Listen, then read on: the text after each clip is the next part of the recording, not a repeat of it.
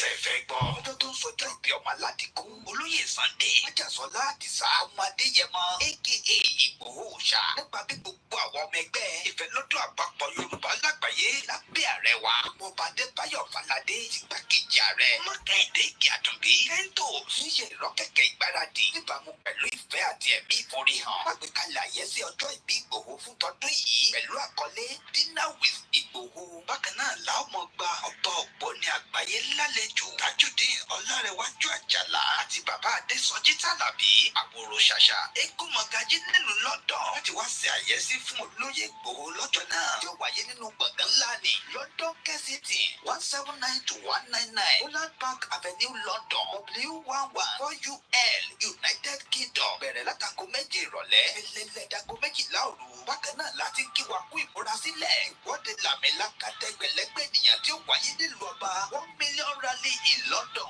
lọ́jọ́ kejìlá oṣù kẹwàá kí ọjọ́ kejì dínà pẹ̀lú Ìgbòho lẹ́yìn tó Ọláyọmí Kóìkì àti bàbá wa Gbẹ̀du ọmọ ṣàkóso ẹ̀ lọ́kàn ọ̀jọ̀gá àwọn àlàkalẹ̀ ìrọ̀rùn. Bàbá àti máa fi ọkọ̀ àjàgbé ńlá ní London round bus gbé àwọn àgbààgbà àti àwọn abarapá gbogbo láti BBC in Oxford títí tí ìwọ́de ó fi parí sí Paris Trafalgar Square tó bá wá di ọjọ́ kẹtàlá ọjọ́ kẹtàdínlá pẹ̀lú Ìgbòho láwọn máa ṣàbẹ̀wò lọ sí ìlú Manchester gan. Fún ẹ̀kúnrẹ́rẹ́ àlàyé síwájú sí i tàbí láti dá sí ètò ìfọlọ́dúnrínlì ẹ lè pè tàbí kẹwàá Ọláyọmí Kóìkì lórí +447-594-050-979 Kẹ́hìndé Ìgèàdùnbí lórí +447-570-320-030 Ṣọlá Kòkòdọ̀kú lórí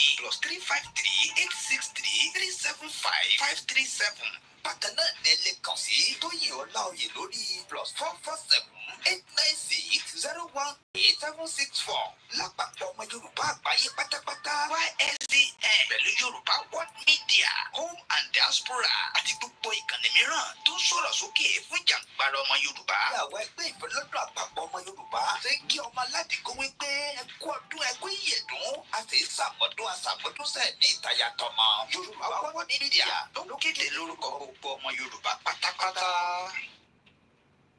Lálà ọlọ́jọ́ kọkànlá oṣù kẹwàá sẹ́fẹ̀ gbọ́. ọjọ́ tó ń sọjọ́ ìbí ọmọ aládìkún olóyè Sunday Májàsọ́lá Àdìsá ọmọ Adéyẹmọ aka Ìgbòho ṣá nípa bí gbogbo àwọn ọmọ ẹgbẹ́ ìfẹ́lọ́dún àpapọ̀ Yorùbá lágbàáyé lábẹ́ ààrẹ wa ọba Adébáyọ̀ Fáládé igbákejì ààrẹ Mọ́kàndé Ìgèàdùnbí kẹ́ńtò ṣíṣe ìrọ́kẹ̀kẹ̀ ìgbáradì níbàámu pẹ̀lú ìfẹ́ àti ẹ̀mí ìforihàn àgbékalẹ̀ àyẹ́sí ọjọ́ ìbí Ìgbòho fún tọdún yìí pẹ̀lú àkọlé Dinner with Ìgbòho. Bákan náà làwọn ọmọ gba ọba Ògbóni àgbáyé lálejò Tajudeen Ọlárẹ̀wájú Àjàlá àti bàbá Adésọjí Tàlàbí àwòrò ṣàṣà mọ̀gájí nílùú London láti wá ṣe àyẹ́sí fún olóyè Ìgbòho lọ́jọ́ náà tí ó wáyé nínú gbọ̀ngàn ńlá ní London Kensington 179-199 Holland Park Avenue London W11 United Kingdom bẹ̀rẹ̀ látago méje ìrọ̀lẹ́ 179-199 Holland Park àkú ìmúrasílẹ̀ ìwọ́de làmìlaka tẹgbẹ̀lẹ́gbẹ̀ ènìyàn tí ó wáyé nílùú ọba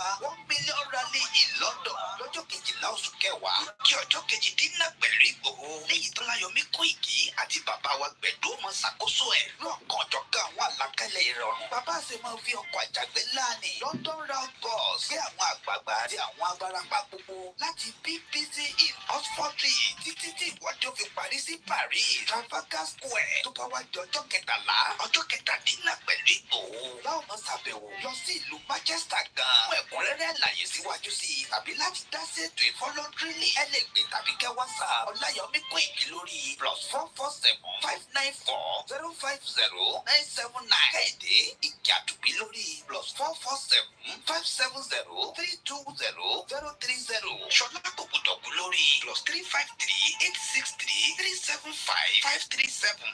Bákan náà ní ẹ lè kàn sí Tóyìn Ọláoyè lórí +447-896-018-764 lápapọ̀ ọmọ Yorùbá àgbáyé pátápátá YSDN pẹ̀lú Yorùbá World Media Home and Diaspora àti gbogbo ìkànnì mìíràn tó ń sọ̀rọ̀ sókè fún ìjàǹgbara ọmọ Yorùbá. Àwọn ẹgbẹ́ ìfẹ́lọ́dún àpapọ̀ ọmọ Yorùbá ṣe ń kí ọmọ aládìgún wípé ẹ kú ọdún ẹ kú ìyèdún àti ìsàmọ́dún àsàmọ́dúnṣẹ́ ní ìtayà tọmọ. Yorùbá World Media ló kéde lórúkọ gbogbo ọmọ Yorùbá pátápátá.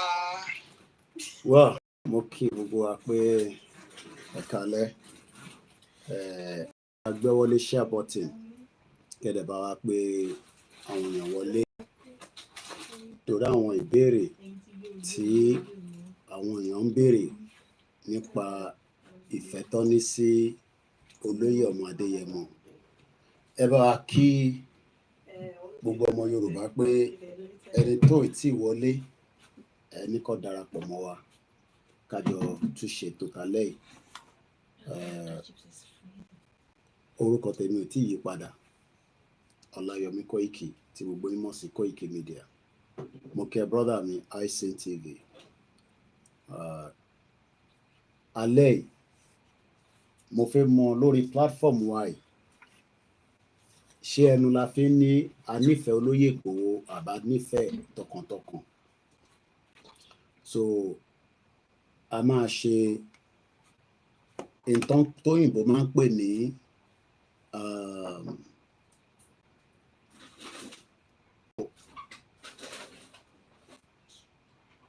an emergency, no, àtẹlẹsọ pé emergency. A ní our fans Ìgbòho ti Koikimedia, àwa náà fẹ́ gbọ́nwọ́ sáwo ní nǹkan tó ń ṣe ní October. Our fans Koikimedia, àwọn olólùfẹ́ platform yìí, ó lè jẹ́ èèyàn 10, ó lè jẹ́ èèyàn 1, bọ́ lálẹ́ a máa kọ ìtẹ́bá fún wa àkọsílẹ̀ account details tá máa sanwó yẹn sí, òun ló wà lórí screen yẹn.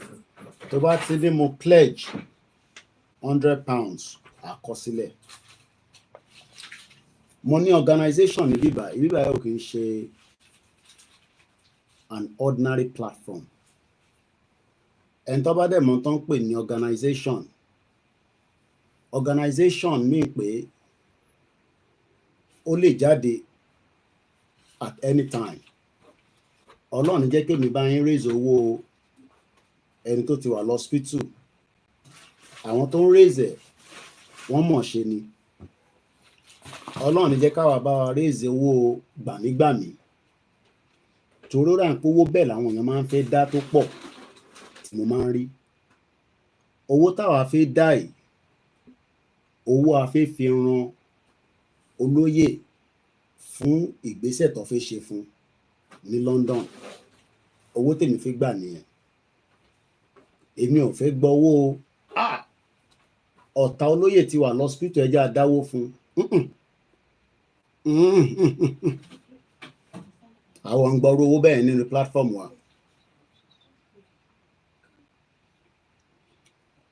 Olóyè ọ̀tẹ̀ ó fẹ́ wọ plane, a fẹ́ gbé padà lọ sí Germany kó lọ gba, torí kò sí treatment ní Africa, gbogbo alámọ̀ yẹn. Ẹni bá náà ń gba treatment l'Africa, but ẹni tó bá láǹfààní tó ní residency tó lè fi travel, ó ní passport míì, kí ló fi máa gba treatment l'Africa fún? Treatment Africa is just temporarily, kọ́kọ́ fi stabilize kó fi jápa ẹgbà proper one. So àwọ̀ ní dárú owó yẹn fún Ìgbòho ṣá. Platform yìí tó ń pè ní Koiki is not just ordinary platform. Kò ṣe ordinary platform. So ẹ má rò pé bóyá tá bá jókòó síbí nínú mobile studio mi tí mo ti sọ fún ìyàwó mi pé mo fẹ́ go live, gbogbo conversation tó yẹ kó máa ní nínú ilé gẹ́gẹ́ bí ìyàwó, ó dá dúró kémi lè rí ẹ̀yin bá sọ̀rọ̀. But ẹ ṣe ń dúró pé BBC ló máa bá wa raise owó fún olóyè Ìgbòho fún rally tá fẹ́ ṣe àti dinner. BBC ò ní raise ẹ̀, but BBC mọ bó ṣe ń gbowó lọ́wọ́ àwa diaspora. Wọ́n ní káwọn ọmọ wa mú £1 wá sí school. Owó kí ló máa ń dá yẹn ná? Mama, owó kan tó máa ń ní kó dá £1, wọ́n máa mú ẹgbàá yẹn. Wọ́n ní kó mú £1 wá. Children in need. So èmi nísìn èmi náà wá láti sọ pé Igboho dinner and rally in need. Torí pé tí BBC bá ń béèrè owó yẹn kí n question wọn pé kí ni purpose owó yẹn, torí wọ́n máa fi ń ṣe children in need. Àwa ò ní children tá a fẹ́ need. Yoruba nation ló wà in need for 2 events. Àwọn kan tẹ ní owó dínà yẹn ṣe jẹ́ ká fi rẹ̀ pa náà gúgúrú lẹ̀ bá fi ra. Mo ò fẹ́ sọ pé bomb bastard lẹ́yìn torí pé ọmọ Yorùbá nation ní bẹ́ẹ̀ máa sọ̀rọ̀ bẹ́ẹ̀. Torí pé a gbọ́dọ̀ tún máa pe ẹ̀yin ní bomb bastard. Àwọn tí wọ́n gbà wá gbọ́ ní bomb bastard, but ẹ̀yin yé máa sọ bẹ́ẹ̀ pé owó tó fi ṣe dínà yẹn pé ká máa fi rẹ̀ pa. Owó ẹ̀pà ó yàtọ̀ sí owó dínà. Owó dínà ó yàtọ̀ sí owó ẹ̀pà. Owó ẹ̀pà ó yàtọ̀ sí owó tá a máa fi ṣe rálì. Torí ẹlòmíín nínú yín mọ understanding tán pè ní foreign relationship àti foreign diplomacy. Interface ó wà lára tán pè ní foreign diplomacy. Òyìnbó máa ní diplomacy. Kò wá sí nǹkan tí wọ́n kì í lò tó bá dọ̀rọ̀ diplomacy. Ẹ̀yin lè máa gbé kalẹ̀ ní ìlànà tí àwọn ọlọ́gbọ́n onílàákàyè tó máa fi mọ̀ pé bó ṣe sọ pé lóòótọ́ ọmọlúàbí ni wọ́n. Àwa la wá mọ̀ pé ọmọlúàbí yẹn àwa ti gbé sẹ́gbẹ̀ẹ́ kan torí a máa bọ́ sórí M1. But àwọn tá gbọ́dọ̀ kọ́kọ́ polongo fún ní gbogbo àgbáyé UK ni gbogbo wọn máa wà níjọ́ yẹn. Kò sí ìlú kan tí kò ní sí nílùú yìí ní 12 yẹn torí pé tó bá ń sọ pé tourism UK ó sì jẹ́ maybe not number 1 destination, but ó sì wà lára destination táwọn èèyàn wá jù. Africa nìkan náà fún visa. Ọmọ Chinese, Japan, Korea gbogbo wọn wá sí bíbáyìí. So possible pé tá bá ń pín leaflet tí mo tún dúpẹ́ lọ́wọ́ yìí tí ẹ̀ ń kàn sí wa pé Koiki ó ń sọ pé ó nídìí leaflet. Ọlọ́run jẹ́ kí owó wọn yín torí owó la fi ń ṣe nǹkan. Torí àwọn kan nísìn nídìílé wọn àwọn ń fowó ṣe nǹkan kan. Bọ̀ nídìílé tàwa Koiki Ọmọlóyè owó làwa fi ń ṣe nǹkan. Ìyẹn ló ṣe ní tẹ́gbẹ́ bá dára látọ̀dọ̀ olórí ẹgbẹ́ ni. Bẹ́ẹ̀ni kan kó mọ kájọ máa kó. Bẹ́ẹ̀ni kan ṣẹ̀yẹ ká bá ṣẹ̀yẹ. Bẹ́ẹ̀ni kan ṣílé. Olóyè wa fẹ́ ṣe dínà ní UK. Àwa la lọ fa pé olóyè máa bọ̀ a fẹ́ gbé ẹ wá ṣe dínà pẹ̀lú wa. Àwa ní Yorùbá nation ó ní the publicity kan tó yàtọ̀ sí gbogbo publicity tá a ti ń bá bọ̀ tẹ́lẹ̀. Ìyẹn ló ń pè ní rally. Ìwọ wá ní owó yẹn ni ká send sí wọ àbí kò fi rẹ̀ pàtí gúgúrú kò lè bá wọlé pa Fúlàní àbí bẹ́ẹ̀ kọ́. Ẹ ti gbàgbé pé irú owó tá máa fi ṣe rally òun kọ́ la máa fi lọ rẹ̀ pa. Owó ẹ̀pà máa jáde tá bá ti wọnú crisis. Ẹ̀pà ta ní ìdìgan gbogbo ẹ̀ wà nílé. Ẹ̀yin ni kẹ́ lọ máa mọ ibi tó kó sí. Ẹ̀yin máa lọ wá bẹ̀. Ẹ̀yin máa fojú filẹ̀. Mo ti sọ fún yín pé spy ó gbọ́dọ̀ wà láàrin wa. Kò ń ṣe kẹ́kọ̀ọ́ jókòó sínú group. tó ẹlòmíín nù yín o ní access láti wọnú ibì kan sí ibì kan sí ibi méjì. Mo ní lẹ́ẹ̀kọ̀ọ̀kan ẹ̀yin sisters mi máa gbé ọmú sí wọn ní tọkùnrin bá ti ń mu ọmú tó ti ń mu ọmú orí máa dàrú kò rí kankan rò mọ́. Ìgbà yẹn lẹ máa béèrè pé níbo làwọn ẹ̀pà yẹn wà. Tó bá ti ń mu ọmú yẹn á máa sọ bí tẹ́pà wà fún ìwà wá rìpọ́ọ̀tì padà fáwa àwa mọ̀ bá ṣe máa ó yẹ yín. Bọ̀ gbogbo nǹkan lẹ fẹ́ ká máa fẹnu sọ. Ẹ̀yin ò mọ̀ pé Amẹ́ríkà tó ń jà káàkiri gbogbo àgbáyé níjẹta ẹ̀yin tẹ́ bá ń follow Koikimedia international bí wọ́n sọ fún mi pé bíbá yóò kì í ṣe àwọn vlogging yìí o. Níjẹta ọmọ Chinese méjì lọ ti mú l'Amẹ́ríkà tó ń rìpọ́ọ̀tì fún China. Kódà owó tí China fún wọn ilé tí kan nu wọn rà $4.5 million ni mọ́tò tó ń gùn brand new.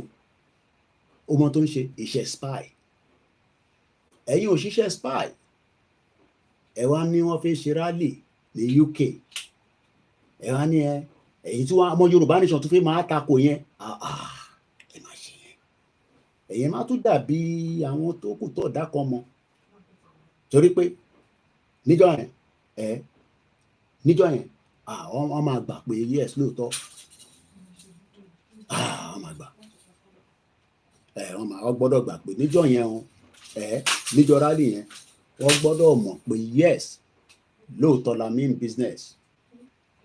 So tábà ti ṣàǹtẹ̀mù tán mo wá ṣe program kankan kò sí problem Nigeria unfinishable ni tí mo bá wá lálẹ́ àfi raise owó £10 ní àkọlẹ̀ £20 àkọlẹ̀ a máa ṣí phone line ẹ pè pledge yín ìgbà wo lẹ fẹ́ san account details ẹ̀yin tí mi ẹ má yọ account mo pin yẹn ẹ má fi ti Koiki sí lálẹ́ yìí alẹ́ ìfẹ́lódùn la fi bá gba owó mo tẹ̀ fi mọ kí ni capacity platform yìí tá a bá ń sọ pé a fẹ́ raise owó torí tí n bá wá live nísìn ẹ kúkú ní wo live ẹ lọ máa wo àwọn recorded àtàwọn tó ń bú Tinubu ta sọ fún tẹ́lẹ̀ tó dá wa lóhùn sí ìtókàn mi sọ fún gbogbo yín local champion ó yàtọ̀ sí international platform torí bí international journalist bá ń sọ̀rọ̀ òun wo forecast pé a máa multiply ẹ̀ but ẹni tó wà local ẹni tó ń rí nìkan ni within but ẹ mọ̀ pé mi wà ní above so òkè mi ti ń rí gbogbo tí ló ń ṣẹlẹ̀ ọ̀rọ̀ Nàìjíríà kan ni wọ́n sọ lálẹ́ yìí kò sí tó kàn pẹ̀lú ọ̀rọ̀ Nàìjíríà ọ̀rọ̀ dínà àti rally tá a fi ṣe London gbogbo problem Nàìjíríà tá a bá kúrò nù ẹ̀ bó ṣe máa exist nìyẹn ọ̀rọ̀ dínà àti rally lèmi torí ẹ̀ jáde lálẹ́ yìí ó lè wá dọ̀la o ká sọ̀rọ̀ kí ló ń ṣẹlẹ̀ Nàìjíríà bọ̀ lálẹ́ yìí tó bá wá jẹ́ pé irú program bẹ́ẹ̀ kọ́ lẹ́ ń fẹ́ mo máa ń sọ pé oríṣiríṣi platform ló wà you have the right to work out mo máa ń monitor comment mo dẹ̀ láwọn team mi gbogbo àwọn tó wà nínú comment section yẹn wọ́n sán lórí gan tó bá ti píkẹ́ tó ti rí tó bá ti kàn sí mi èmi náà bá ti lọ ohun tó kọ síbẹ̀ màá kọ́kọ́ bú bàbá ẹ̀ màá bú yẹ màá bá àwọn tó bú bàbá ẹ̀ màá bú wọn àdẹ́jọ́ sínú bin mo dẹ̀ kúkú láìkí gbogbo àwọn social media ẹni tó bá ń disturb èèyàn akọ̀jú sínú bin ni ṣùgbọ́n irú àwọn èèyàn bẹ́ẹ̀ la máa ń pè ní bomb bastard àwọn tí wọ́n kì í ṣe nǹkan dáadáa nídìílé wọn ẹ mọ̀ káwọn kan wà wọ́n ṣe nǹkan dáadáa nídìílé wọn ìdílé burúkú ló ti wá so bó ṣe ń gbọ́ pé dínà máa wáyé rally máa wáyé ṣe lára ara wọn ń bù máa sọ wọ́n kì í ṣe nǹkan dáadáa nídìílé wọn látijọ́ tó ti bí wọn wọ́n ń ṣe nǹkan dáadáa bọ̀ bàbá a máa ṣe nǹkan dáadáa fún un so lálẹ́ yìí tá a bá ti play anthem tán mo kọ́kọ́ fẹ́ mọ̀ ta ló máa bá wa ṣí ojú òpó àti ta ló máa kọ́kọ́ fún wa ní ẹ̀dẹ̀ bá máa monitor comment section so ẹ jẹ́ ká play anthem wa ta ló mọ̀ lórí. Iṣẹ́ wa fúnlẹ̀ wa forílẹ̀ ibi wa kàgbéga kàgbéga kàgbéga falẹ̀rí ìgbàgbọ́ wa lè pé bàtí bẹ̀rù làbọ̀ mọ́ ká ṣiṣẹ́ ká ṣiṣẹ́ ká ṣiṣẹ́ ká jọlá ìṣọ̀kan àtòmìnira nìkẹ́jẹ́ ká máa lépa ìtẹ̀síwájú fọ́pọ̀ ire àtòhun tó dára ọmọ Oòduà dìde bọ́ sípò ẹ̀tọ́ rẹ ìwọ ni ìmọ́lẹ̀ ògo adúláwọ̀. ṣe ilé àkọ́kọ́ ẹ tó bá sọ fún yín pé kò sí Yorùbá nation kankan ẹ̀yẹn má dáhùn lóhùn in tó máa ná everybody ó ti wà nù bẹ̀ kò sí Yorùbá nation no problem bọ̀ àwa ta ṣáà gbàgbọ́ ẹ jẹ́ káwa dúró tì so pẹ́ẹ̀nì mi ti wà ń bíbà ojú òpó ti wà ní ṣíṣí mọ nọ́mbà yẹn àbí mo ò fẹ́ gbọ́rọ̀, kò sí tó kàn mí pọ̀ lọ́rọ̀ Nàìjíríà lálẹ́ yìí o. Ọ̀rọ̀ dínà àti rálì, tẹ bá ní question, tẹ bá dẹ̀ fi dáwó, tẹ bá ní nǹkan tẹ fẹ́ sọ, kódà tí wọ́n gan bá ní o fẹ́ wá fún rálì yẹn, a lè fún ẹ ní lẹ́tà tó èmi kan kúkú ara máa ṣe visa náà, wàá fún ẹ ní lẹ́tà, tó bá fún ẹ ní visa, bọ́ọ̀dẹ̀ fún ẹ, sí nǹkan tá a máa ṣe sí yẹn. Àmọ́ ètò important ni pé ta ló máa kọ́kọ́ bá wa ṣojú òpó pẹ̀lú owó ni o. +447404405917. bó dẹ̀ pé inú comment section náà ni à ń gba owó níbí báyìí. Ṣé a lè gba náírà ṣá? A fẹ́ náírà lálẹ́, dọ́là àti pounds la fẹ́. Náírà yẹn ò ṣòwò kan tó so ẹ̀jẹ̀ máa kí n gbé náírà síta. Gbogbo ẹni tó bá máa fún wa ní náírà wọ́n gbọ́dọ̀ transfer padà wá sí dọ́là. A fẹ́ náírà yẹn ò ṣe ó ti depreciate gan, so mo tẹ̀fẹ́ yẹ kẹ́ rí náírà kan sef. So owó kan tá à ń fẹ́ gbà lálẹ́, it doesn't matter how small. Mo sọ lánàá lórí ètò bíbá bẹ́ẹ̀lì wà, yes, so but mo fẹ́ kí ẹ máa sọ iye tí ẹ fi ránṣẹ́, ẹ má sọ pé ó kéré. Ṣe rí ní ìlú òyìnbó ní tí mo fi like abroad nìyẹn. Àwọn ọ̀nṣẹ́ àwọn olóṣèlú tó máa ní we donate 1 million, irọ́ ni o. Tó bá lọ padà bá pé bàbá wọ́n mi á ní mo kọ̀ sọ yẹn ní sẹ́yìn orí pàgbádá tí mo wọ̀ yẹn ó tóbi, màá fún yín ní 100,000. Èyí tẹ bá lè afford òun ni kẹ́ fún wa. Ẹ má strain ara yín, ẹ má stress ara yín. Ẹni tó bá wá ní zero ló máa fi ṣe, that means pé ẹ send message sí mi, èmi á wá fún yín ní 0 number yẹn, but ẹ sọ iye tí ẹ fẹ́ because a fẹ́ kọ sílẹ̀. Mo fẹ́ kí n mọ total at least 3 hours. Àbá máa sùn lórí program yìí, a ṣe 3 hours yẹn, a dẹ̀ fi raise owó ni. Koiki sọ nǹkan nípa kò sí tó kàn ní I don't care about nǹkan tó ń ṣẹlẹ̀ Nàìjíríà for now. Problem Nàìjíríà nìyẹn. Problem tèmi nísìnyí pé a ní nǹkan tá a fẹ́ ṣe ní London tí Nàìjíríà yẹn kó sì hold gbogbo tó bá ń ṣe Nàìjíríà, ẹ jẹ́ kó hold for now. tó n tá lè yọjú tán ni n tó lè yanjú ẹ̀ òun náà ni Yorùbá nation. Any other thing kò lè yanjú ẹ̀. Àdúrà ò lè yanjú ọ̀rọ̀ Nàìjíríà. Ẹ bá gbàwẹ̀, ẹ bá pè tutù, ẹ bá lọ mọ́ṣáláṣí, gbogbo yẹn ò lè yanjú ọ̀rọ̀ Nàìjíríà. But n tí a lè fi yanjú ẹ̀ òun lára ń ta fẹ́ ṣe yìí. Ṣé rálì lẹ́ máa ṣe ní àwọn ọmọ gan nìyẹn, àwọn ọmọ kan nípa diplomacy. So mondro $50 ó ti wọlé látọ̀dọ̀ safety domain. Safety domain ní Koiki mo ṣe gbá lójú $50. n tí mo fẹ́ máa gbọ́ nìyẹn.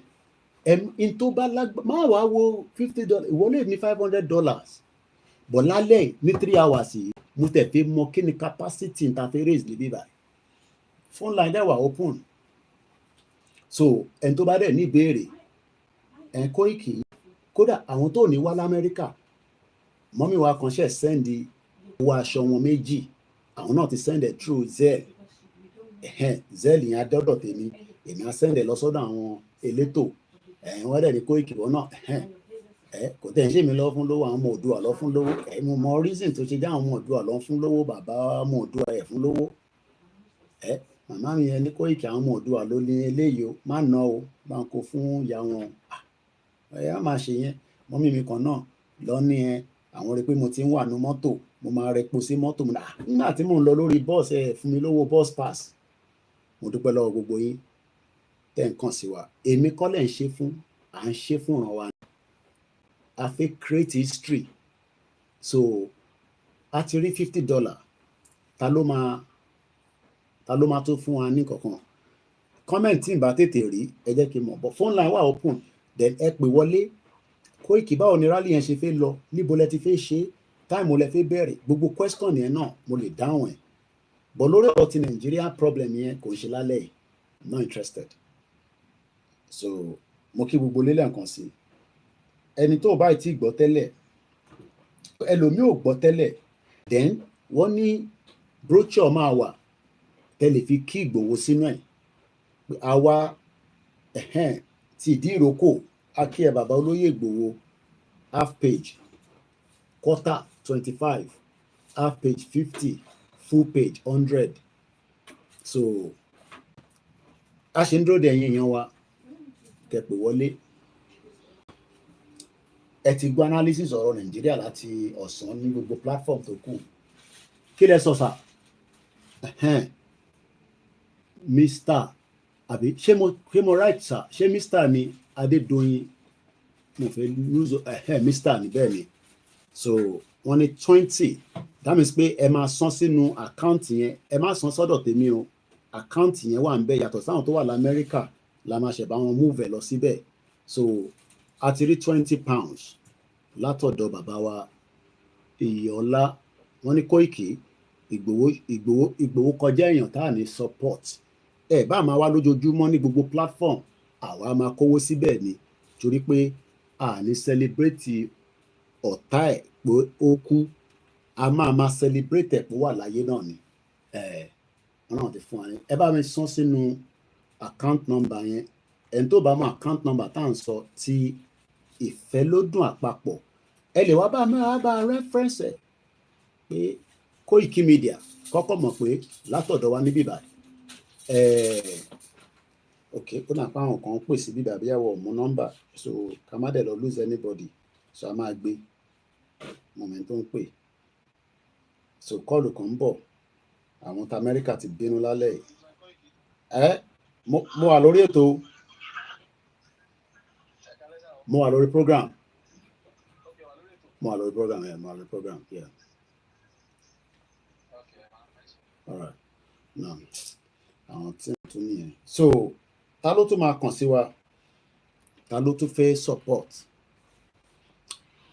èèyàn méjì tí gbọ́n wọ́n sáwo bó ṣe máa ń rí nìyẹn tí yàn bá ń raise awareness owó ó máa ń triple DRS òyìn ti bínú tán Àyùbá ẹ̀gbọ́n mi dáadáa àwọn gbogbo ti wúlíṣì nìyẹn àwọn náà ní Kóìkì 20 pounds àwọn náà ti bá wa fi owó sílẹ̀ àwọn ìyá wa mọ̀ tí ò rí wọn lálẹ́ ọṣẹ ń wọlé ni wọ́n ti lọ síbi iṣẹ́ so account number yẹn tí ẹ fẹ́ bá wa fi owó yẹn sí direct òun ni a máa pè ní Ìfẹ́lódùn àpapọ̀ limited account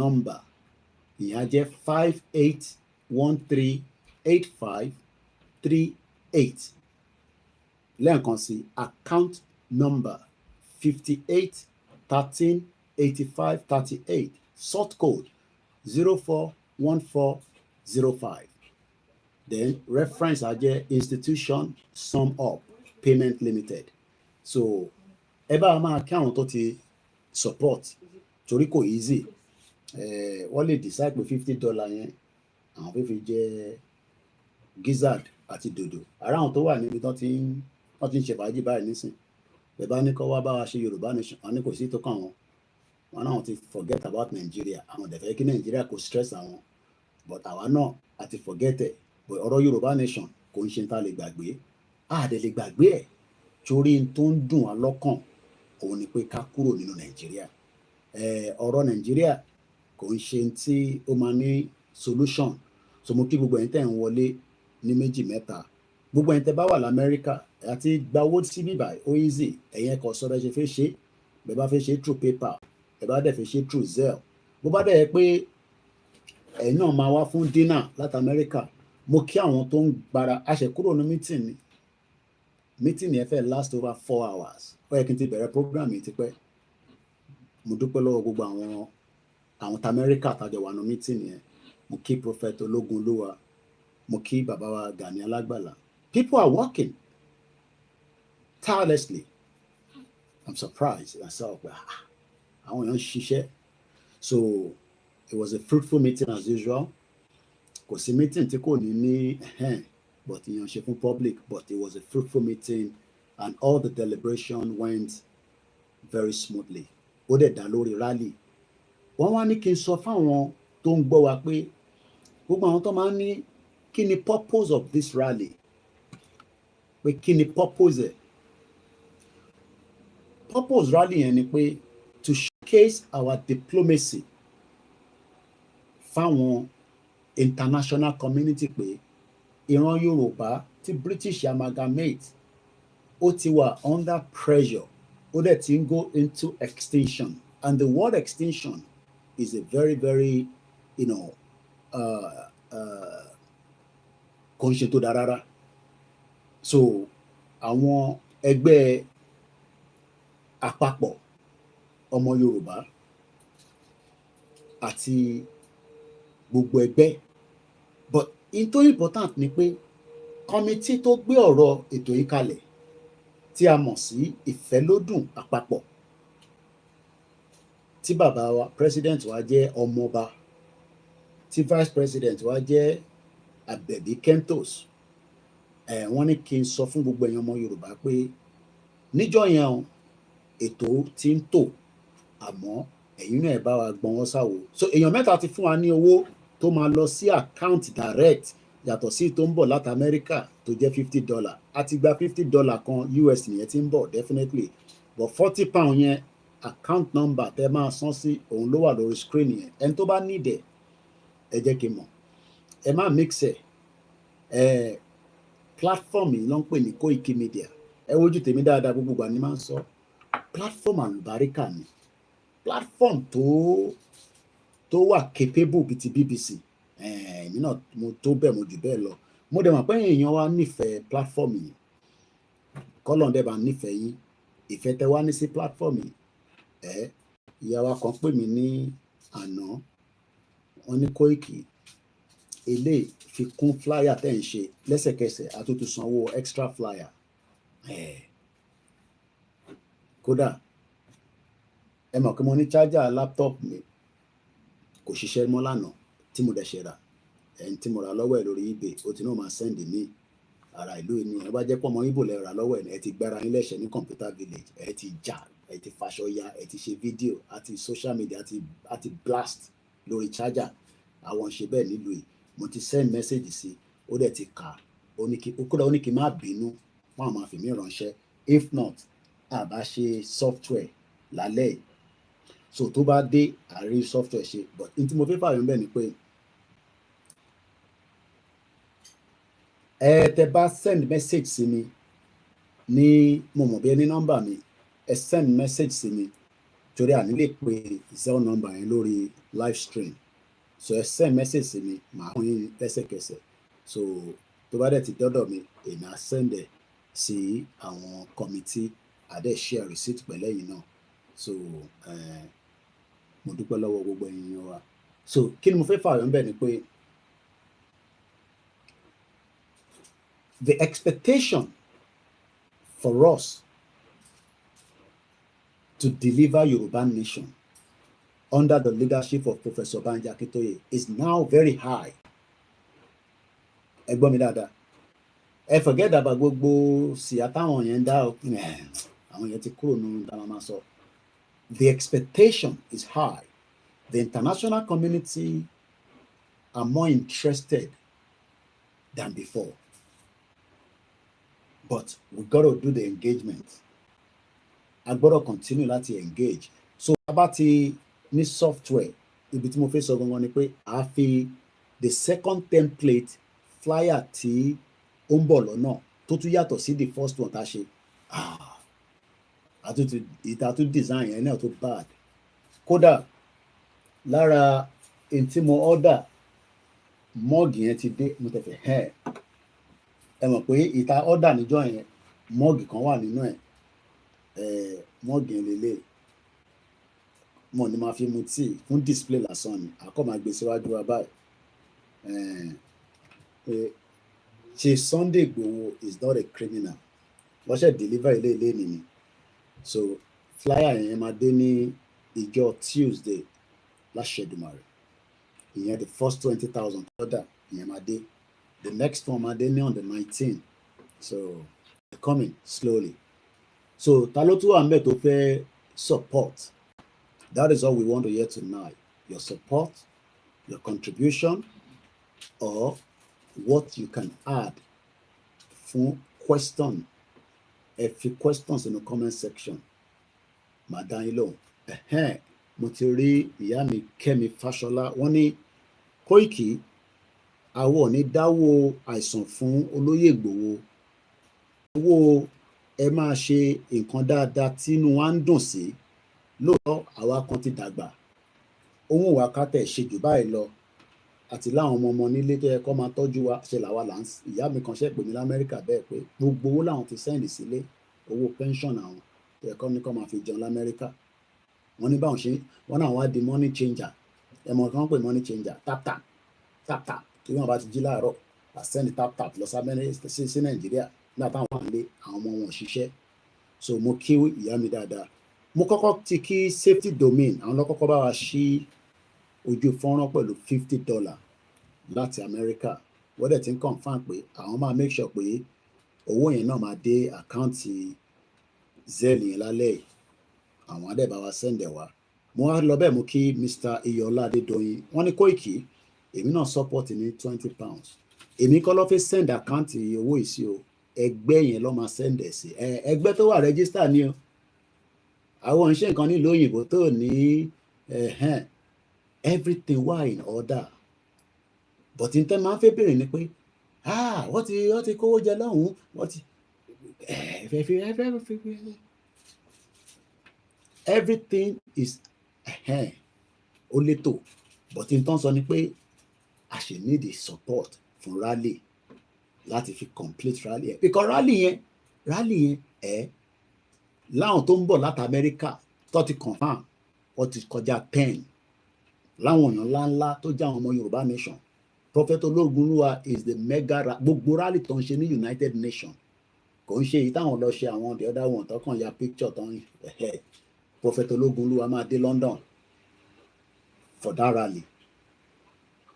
It's not just the dinner for that rally. Almaroof ẹ̀gbọ́n mi dáadáa pẹ̀lú àwọn group wọn tọ́jọ́ lọ sí ilé pẹ̀lú olóyè, àwọn yẹn bọ̀. Ṣé kí n tún máa dárúkọ àwọn tó kù? Ẹ jẹ́ kí n ṣe fi sínú pocket. Àwọn tó ń bọ̀ láti Nàìjíríà wọ́n ní olóyè ò gbọ́dọ̀ gbéra. Àwọn kan ní bólóyè bá ti ń gbéra lẹ́ẹ̀mẹ́ 20 àwọn ń tẹ̀lé lọ. Àwọn tó ń bọ̀ láti Dublin, ẹni tó ń bọ̀ láti Finland, Yoruba Space TV, mo kí ẹ brother mi kú iṣẹ́ dáadáa, ó ti pè mí, kódà ó fún wa ní 100,000, ó ní ká fi ṣe part of owó flag. A lè change ẹ̀ padà wá, ìyẹn máa wúlò fún delivery. Dádì wa kan náà ní Kóìkì £100 tí mo fún ẹ, either fi ṣe flag or fi ṣe flyer, ìwọ ló máa decide. Bẹ́ẹ̀ni, èyí tán tó sìn, ó ní freedom is not cheap. Owó wà lára ta máa ná ta máa fi gba freedom wa. Ok, ẹ jẹ́ kí n sáré check ẹ̀ kí n lè send Zelle yẹn sí. Ẹni tó bá ní question ẹ̀bí mi, mo wà lórí ìjókòó, màá dá yín lóhùn. Ok, bí a orí ilé ilẹ̀ send ẹ̀ sí, bí a studio number, ẹ jẹ́ n reply yín. Ọmọ Adéyẹmọ òun ok ẹ̀gbọ́n mi ok ilé òun náà ni ẹ̀yin tí mo bó ṣe ń lọ. Ok ó dà, ẹ má yẹ kí n bẹ́ speaker. Ok, mo ti yé mi nísìn. Àwọn èèyàn mi náà ló wà ní lábẹ́ àwọn tí táwọn lè bá ti ń gbọ́ Ìgbòho, àwọn ìyá kan wà ọ̀dẹ̀ fi gbọ́n kankan bá ti gbọ́ Ìgbòho báyìí tí Kóìkì dẹ̀ ń sọ̀rọ̀. Èmi ò náwọn tó kù tẹ bá tí Kóìkì bá ti sọ pé báyìí bẹ́ẹ̀ náà ni. Mo dúpẹ́ pé Ọlọ́run fi mí sí position yìí ní wákàtí. Èmi dẹ̀ ni àwa kọjá ẹni tó máa compromise. Ọlọ́run kò fi wá síbí báyìí ni. Ibẹ̀ náà lè máa fi sí ẹ̀gbọ́n mi safety domain. Mo ti mẹ́ni tó wà lábẹ́ èèyàn dáadáa. Òun ṣe ìyàwó ilé tí ń support. Ẹ bá ti fi síbẹ̀ á dọ́dọ̀ mi ní within 10 minutes. So màá wá bá yín send ẹ̀ sọ́dọ̀ wọn ní kíní. So ta ló tún fẹ́ support wa? Owó la fi gbà lálẹ́ àròjọ 3 hours. Owó question tẹ bá ní ìbéèrè ẹ bí mi nínú comment section. Tẹ bá fẹ́ pè wọlé phone line wà open, but ẹ má ẹ̀ka mo fẹ́ gbọ́rọ̀ Nàìjíríà lálẹ́ yìí. torí edic Nàìjíríà bó ṣe máa wà nìyẹn. Tinubu ṣe kinní kan, ọ̀rọ̀ freedom wa nìkan mo fẹ́ gbọ́. Koiki ṣé a sì ní hope? Ṣé èèyàn rí pé Nàìjíríà ti fragile ni ó fẹ́ fọ́? Gbogbo èèyàn ló mọ̀ pé Nàìjíríà ti wà fragile. Everybody knows that. They can live in denial as if nothing is happening. And that is the worst situation. I've explained this to you with the Titanic. Helicopter ló ń lọ yẹn nísìn. Àmọ́ tó ṣẹlẹ̀. Wọ́n lè pè fún support. Bí èèyàn kan ti jí mọ́tò kan. Wọ́n máa ń jí mọ́tò náà nílùú Ìgàn. Àwọn bọ̀ìbọ̀ì àfi láṣẹ weekend. Irú country tí mo fẹ́ nìyẹn. Kémi àti Eyítán tó sìn. Kájọ ṣe fàájì tán lálẹ́. Kí wá sọ fún Eyítán tó sìn pé ó ṣe jẹ́ ká dé Kwara. Kóun náà dẹ̀ wá go pé okay, àjọ máa pín driving ni o. Koiki máa ní definitely more or less fẹ́. Oya gba kọ́kọ́, ìwọ kọ́kọ́ bẹ̀rẹ̀ sí drive. Tá dẹ̀ mọ̀ pé tá bá bẹ̀rẹ̀ sí drive ní kó sínú kòtò. Tá mọ̀ pé tá bá bẹ̀rẹ̀ sí drive tó bá rẹwà á bọ́ sínú service lane. À lo toilet, à refresh, à dẹ̀ to continue. Tá dẹ̀ mọ̀ pé tá bá máa repo tó bá tẹ̀yẹ pé epo tó ń wọ́n la fẹ́ à máa ríra. Ṣé mọ̀ páwọn kan fi repo tó ń wọ́n nísìnyí ríra. So ta ló máa bá wa dá sí ìtagbédání lálẹ́? Àná fẹ́ fi platform fi support olóyè Ìgbòho. Ta ló máa bá wa tún dá sí? Mo kí ìyá tó bí mi lọ́mọ ìkábọ̀ sórí ètò. Tonight is all about the preparation. Ṣé o pé nígbà míì èèyàn ara nǹkan kan kò ní I will support. Tẹ bá sọ tẹ fẹ́ fi support ká lè kọ́lẹ̀ ni. Kókó ní rẹ́kọ̀dì náà ni. Kókó ní rẹ́kọ̀dì. So tó bá dẹ̀ pẹ́ ìfẹ́ sọ́nà. But account ẹ máa fowó sí, ẹ má send ẹ̀ sọ́dọ̀ tèmi o. Yàtọ̀ sẹ́ni tó fi send láti Amẹ́ríkà tó yẹ pé dọ́là ni. Lẹ́yìn Amẹ́ríkà nìkan gbogbo ẹni tó bá ń gbé ní UK account yẹn tí mo fi sílẹ̀ yìí òun ni kẹ́ fi sí. Yàtọ̀ sáwọn tó wà l'Amẹ́ríkà nìkan ló lè send owó through wọ́n ní PayPal. Yes, àwọn náà ní PayPal. Ìfẹ́lódùn ní PayPal. Ẹ jẹ́ ní kó fún mi ní PayPal wọn. Kó lè convenient fún gbogbo wa náà ni wọ́n ṣe gbogbo eléyìí. But fẹ́ni tó fi ṣe Zelle, I'm not sure they have Zelle. Ẹ jẹ́ ń pe Kentos. Kó lè bá mi resend PayPal yẹn. Ó dà pé wọ́n ní PayPal.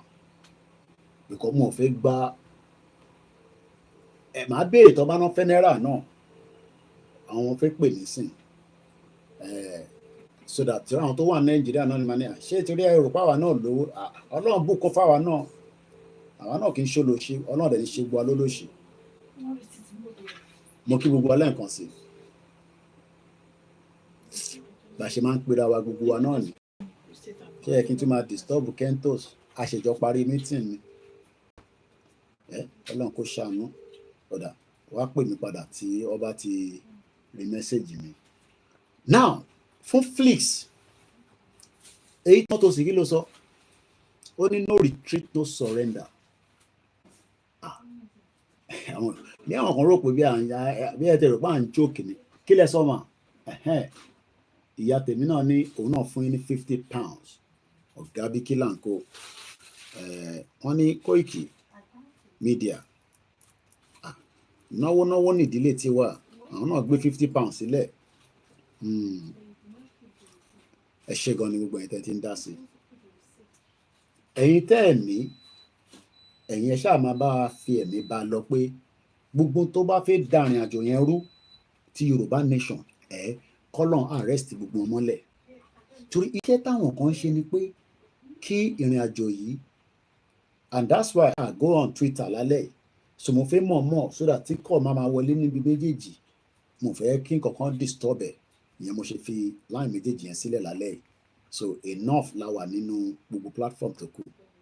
and 3 hours wa máa pé internet máa sọ tí 3 hours máa fi pé nì so fáǹfààní ẹ̀yìn tẹ́ ẹ̀ mọ̀ tó ń bọ̀.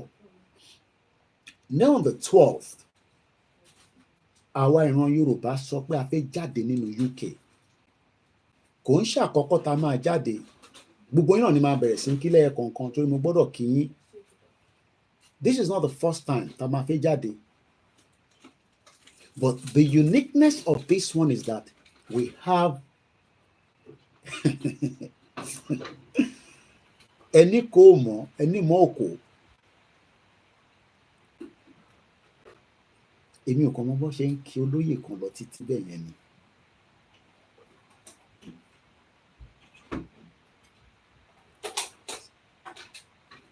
We want to celebrate him and he also wants to help us so that we can, because he's Igboho is in this with us. Ṣé mo kó tó wáyé pé Igboho ò sí pẹ̀lú wa tó kàn fẹsẹ̀ kan ṣe ẹsẹ̀ kan jáde it would have been very easy. But for the fact that he is involved, àwọn ìyá dáadáa àwọn ìyá yọ̀ǹda this one they know the joke. Àwọn náà ti send owó tiwọn so mo tún lè ticket.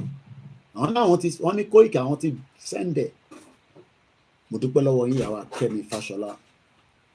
Gbogbo ibi tó lúkálukú wa ti struggle mọ owó nílùú yìí o à ń ṣiṣẹ́ fún ni and we work very hard. We are working very very hard. Kódà ẹni tó ń ṣòwò gan gbogbo àwọn tó bá ṣe parí ẹ ti jòmù tán délẹ̀.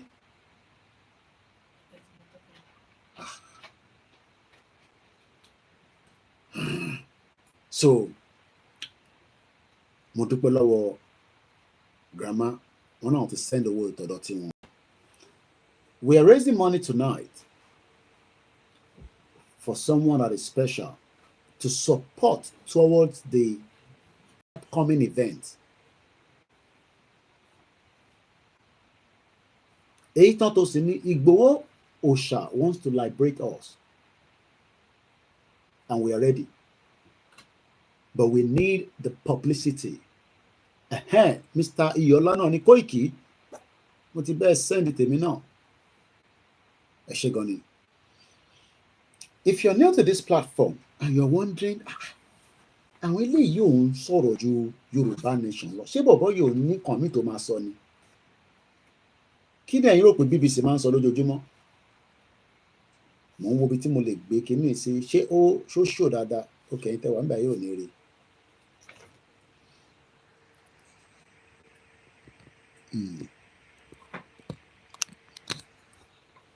Lára mug tí a ṣe ní last week. This platform talks about self-determination. And the purpose of the self-determination is to liberate ourselves. But ṣó wá easy pé ká liberate ara wa tá a bá rí Elédùmarè Ọlọ́run ọba tó fi àmì tó fi ẹ̀yìn tó tì wá lẹ́yìn. There are many people that could have rise up like Igboho láti fẹ́ liberate wa. Those are the governors, the politicians, but they're not ready to liberate us. And they have what it takes to liberate Yoruba people. But wọ́n náà wọ́n fẹ́ liberate wa.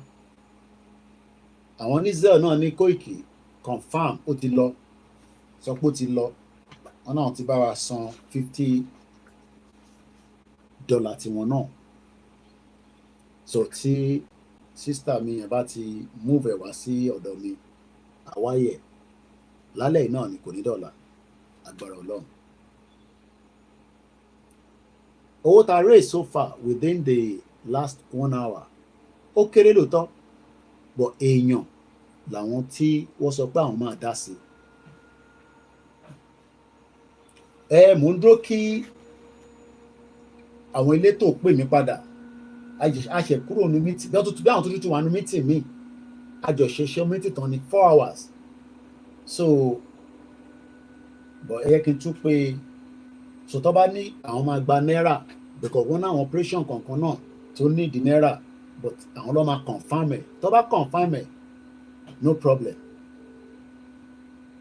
but èmi fẹ́ stick to the pounds but tó bá ti sọ pé yes náírà wà okay wá fún mi ní details yẹn àdé fi síta ẹ má yẹ kẹ́nìkan kan sọ fún yín pé wọn kì í fowó ṣe nǹkan kan o Ọlọ́run ní fi owó jẹ wá níyà. That was the reason why wọ́n ṣe close account Ìgbòho. Ìṣègbọ́n rówó fi ṣe máa wọnú igbó lọ máa lé àwọn tó ń yọ yín lẹ́nu. Buhari ní kó close account ẹ̀ kó má jẹ́ kó rí access sí account yẹn. 4 years olóyè ò ní access sínú account ẹ̀ kò rówó gbà jáde ní ọdún 4. Triple DRS Ayuba ó ní Koiki èmi náà ti ṣe tèmi bẹ́ẹ̀ o ó máa tó máa pledge lálẹ́ má ti bẹ́ẹ̀ pé ìyàwó ọ̀gá bí nìkan ni wọ́n ti sọ fún wa pé tiwọn náà ti débẹ̀ but the first 4 people tó kọ́kọ́ bá wa contribute wọ́n ti confirm pé àwọn ti make owó yẹn and like I said it's not paid to me. Mo dẹ̀ fẹ́ káwọn àti àwa ń lé àbáwá táwa ní diaspora ká máa gbọ́ pé wọ́n raise owó ká máa feel cringe. Money is one of the evil forces. Fáwọn tí wọ́n ti lò nílòkulò especially àwọn olóṣèlú tó ti fìyà jẹ wá tó ti sọ wá sínú situation room táwa yìí. But for the fact that we are preparing for something and everybody is preparing, look, báwọn kan ṣe ń prepare àwọn náà ń prepare every day. Tí bá jókòó àwọn náà wo kí la lè add tó lè wà unique. Wiki meeting upon meeting upon meeting lórí rally tó ń bọ̀ àti the dinner. Meeting. And the whole purpose of it is to make sure that we have a fantastic outing. And we want it to be well documented. So no matter what, we will need the service of professionals. Do you know that? Ṣé mọ̀ pé BBC bó ṣe wà yìí? BBC bẹ́ẹ̀ ṣe ń rí wọn yẹn. Ṣé mọ̀ pé wọ́n máa ń lo àwọn professionals for some of their. How many people know that?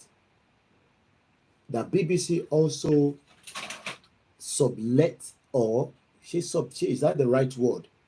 They also make use of other professional services to enhance their image. And I'll give you some example. BBC is all over the world. Lọ́wọ́ kò síbi tó sí. Owó ló jẹ́ kó rí mi. Owó ló jẹ́ kó síbò bẹ́ẹ̀. So, in as much as you want Koikimedia on that day to give you all the live stream and all that, if we have the money on this platform, we will hire a professional so that it may focus lórí nǹkan mi. We will hire a professional to do certain things for us. Mokia Michael Godwill, Mokia Wabola Tito Aderinto. Like I said, I'll confirm the Nigerian account. Moki Wale. Yes. Òyìnbó tí mo wá gangan nìyẹn. Àwọn tó kàwé lé ẹ̀yàn káwọ̀ kàwé. Àwọn kàwé kankan wọ́n máa ń pè ní outsource. The outsourcing bẹ́ẹ̀ ni exactly àwọn tó kà yẹn àwọn ilé ìkàwé wọ́n lọ sí school dáadáa triple DRS àti safety domain triple DRS wà ní UK safety àwọn méjèèjì dẹ̀ ti fún wa lówó lálẹ́ outsource. So if we are going to gain something from the day of the rally, messed up, we have to outsource certain things. Kódà tó bá jẹ́ pé a máa outsource into máa enhance that day, we have to do so and pay for it. Ẹ má expect pé ká ní ọmọ Yorùbá ní àwọn tó ń bọ̀ wá lùlù fún wa ẹ jẹ́ ká ẹ má ká fún wọn lówó. Ẹ má ká ṣe yìí. kó má jẹ́ pé ìlú tó máa wá lù ìlú ọ̀tẹ̀ gan la máa lù fún wa níjọ́ yẹn bọ́ nígbà tá a bá ti fún wọn lówó mo kí Ṣẹ́gun Ọ̀nà àríyáwá Ìfagbémilékè ó tó jọ́ mẹ́ta ẹ ṣe brother mi safety domain mo kí ẹ̀ tẹ́ wà lórí Instagram line wà open ẹ lè pè kájọ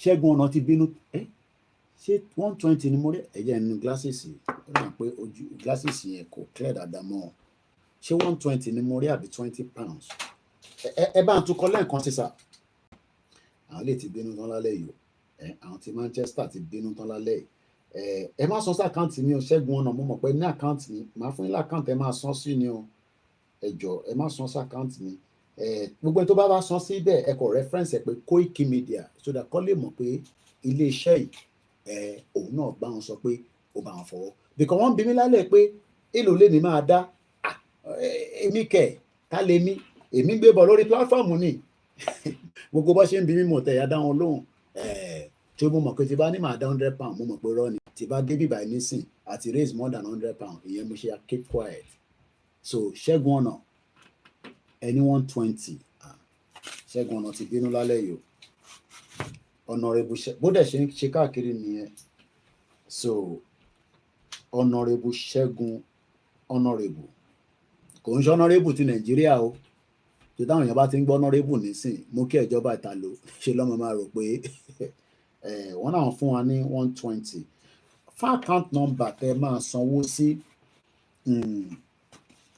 tẹ bá ti reference ẹ wá mọ̀ pé látọ̀dọ̀ mi ni ẹ ní láti share receipt àṣefúnra wa ni àṣe torí pé a nífẹ̀ẹ́ ìran wa yàtọ̀ sí pé a nífẹ̀ẹ́ olóyè a nífẹ̀ẹ́ nǹkan tí gbogbo wa jọ gbé dání so mo dúpẹ́ lọ́wọ́ Ṣẹ́gun Ọ̀nà account number yẹn ni a pín mọ́lẹ̀ but the naira one táwọn tó ń béèrè àwọn elétò tí pè mí bí a kì í pe alájà ẹ jẹ́ ń pa alájà kún náírà ó dà pé kẹ́ńtòsì busy tó lọ́ọ́ bá ń dúró táwọn ìyá yẹn màá rí àwọn bọ̀ àwọn èèyàn ti bínú àṣèbú náà ńlá o 100 pound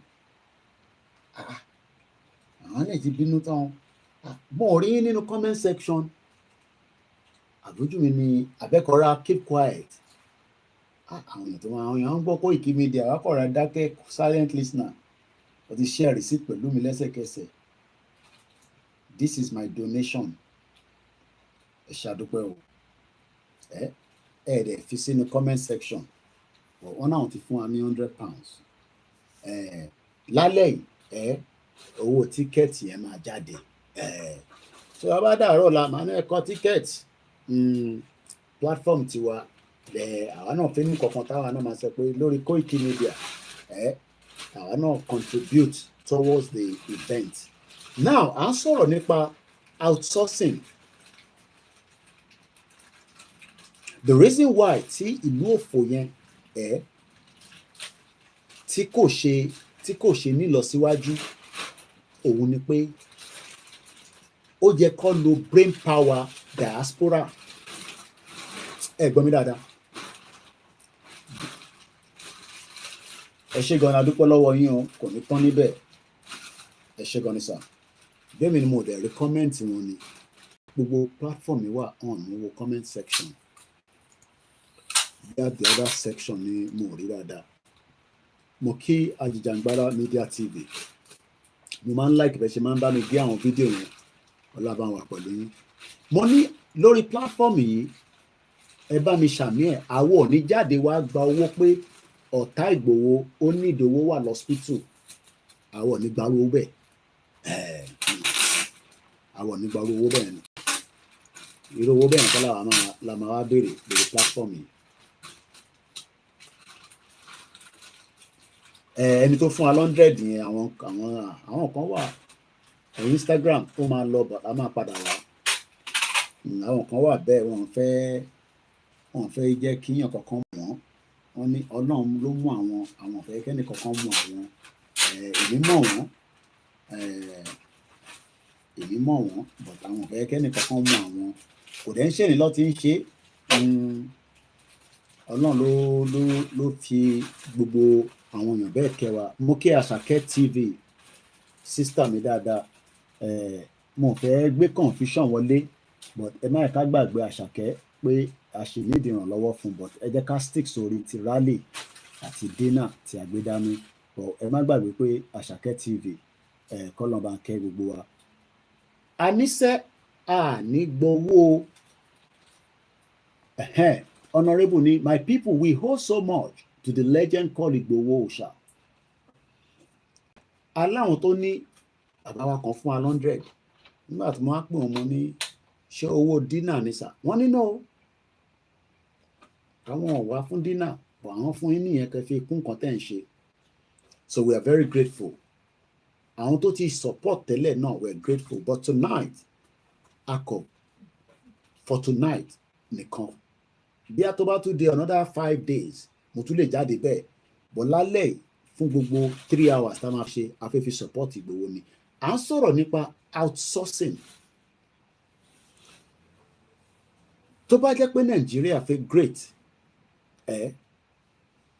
tó dẹ̀ máa great, majority gbogbo ohun tí ó ń face problem ẹ̀ àti outsource síta pẹ̀lú àwọn diaspora. Wọ́n tẹ̀ nídìí ẹni ọmọ foreigner kankan ju àwa ta kúrò ní Nàìjíríà ta ti fọ̀gbẹ́, ta ti ṣe Uber, ta ti lọ sí university, ta ti gba PhD, ta ti ṣe many things láti fi support country ta wà. Àwa ló máa wá outsource iṣẹ́ fún, ta máa ṣiṣẹ́ yẹn láti create the enabling environment sí àwọn ìtẹ̀wà Nàìjíríà. Ọmọlúwàbí apparel ìyá dáadáa tí sọ èlò lẹ máa fi support olóyè Ìgbòho. Mo gbúrò yín rárá lẹ́nujọ́ mẹ́ta yìí. Èmi dẹ̀ mọ̀ pé iṣẹ́ abẹ́lẹ̀ lẹ́yìn máa ń ṣe. Àbẹ́ ń bọ̀ àbí ẹ máa busy ẹni tí mo bá sọ̀rọ̀ ọmọ rẹ̀ ẹ má sọ̀rọ̀ lórí tẹ́ bá fẹ́ so ọmọlúwàbí apparel. Àníṣe whether they like it or not, this man only I will pay £50 into IFELODUN tomorrow. Lálẹ́ yìí à ń raise owó throughout. Èyí kan ní your drop voice note. Owó àwọn ìyá yẹn busy àti wà nínú meeting látẹ̀ǹkan. So this man ó ní lọ́la tílẹ̀ ọ̀la bá ti mọ́ àwọn náà máa bá wa fi £50 sí.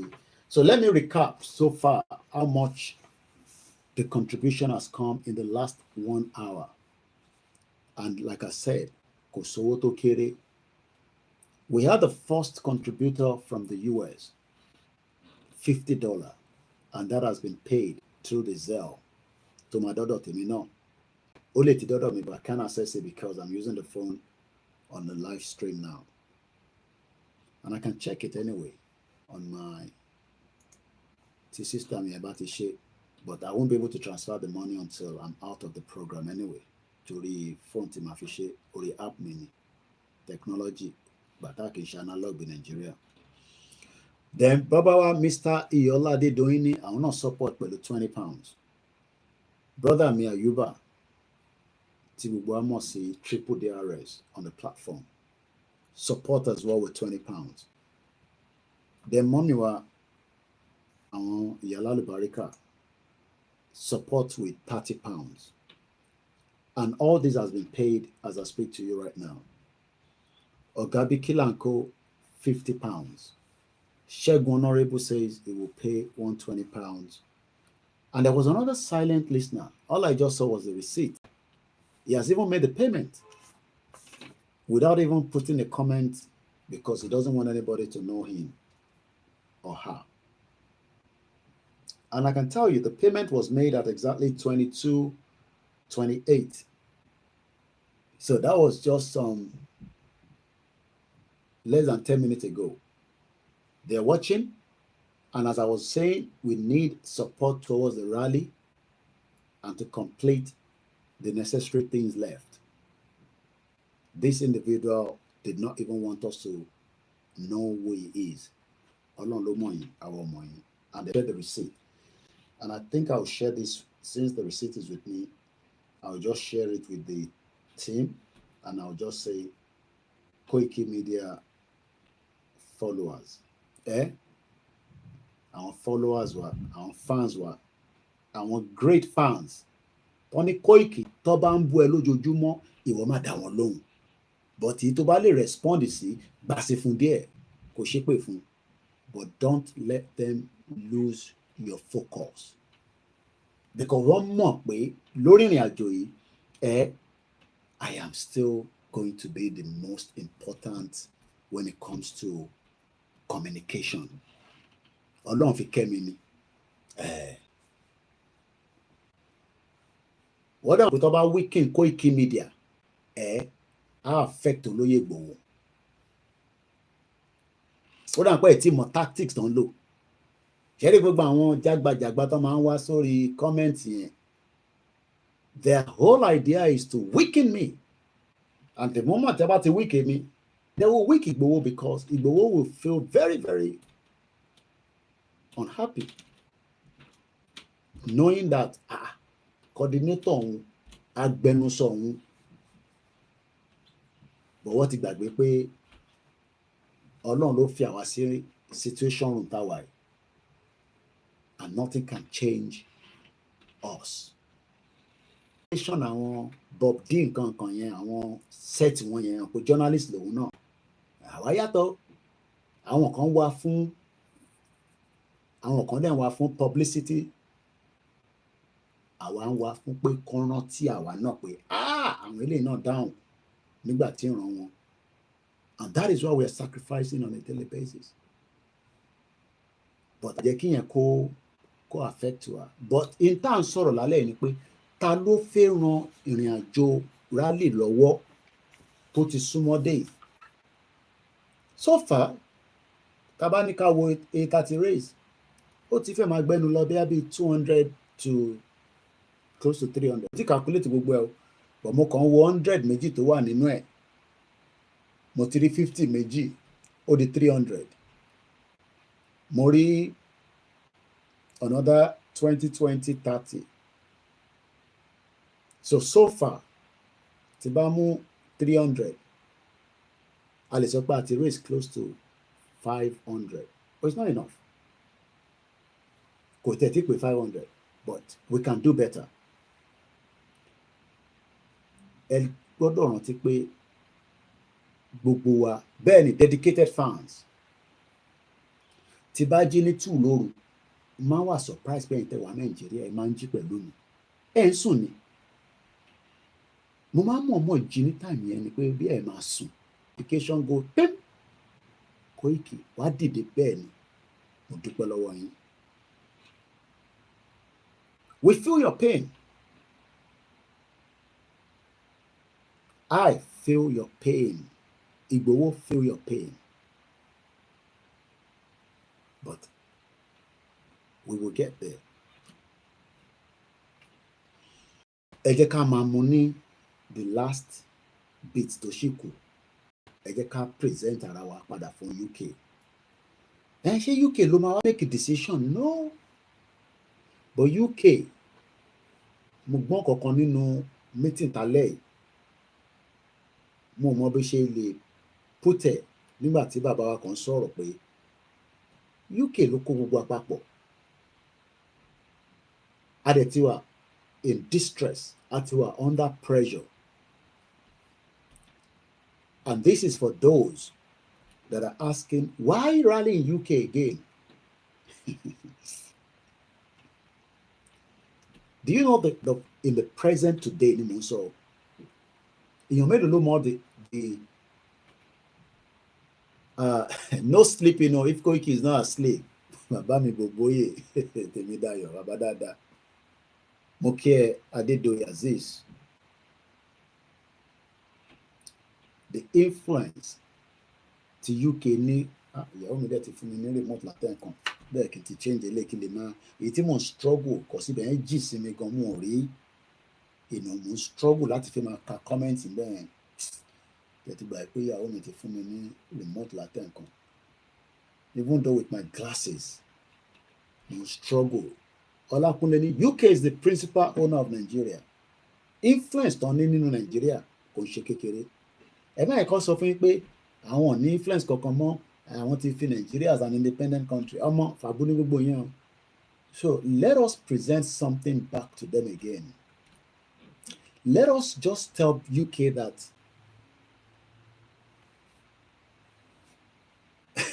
èyí tán ni under pressure is understatement, sir. Pé n tó ń rán ní Nàìjíríà lọ́wọ́lọ́wọ́ nísìn ó kọjá bẹ́ẹ̀.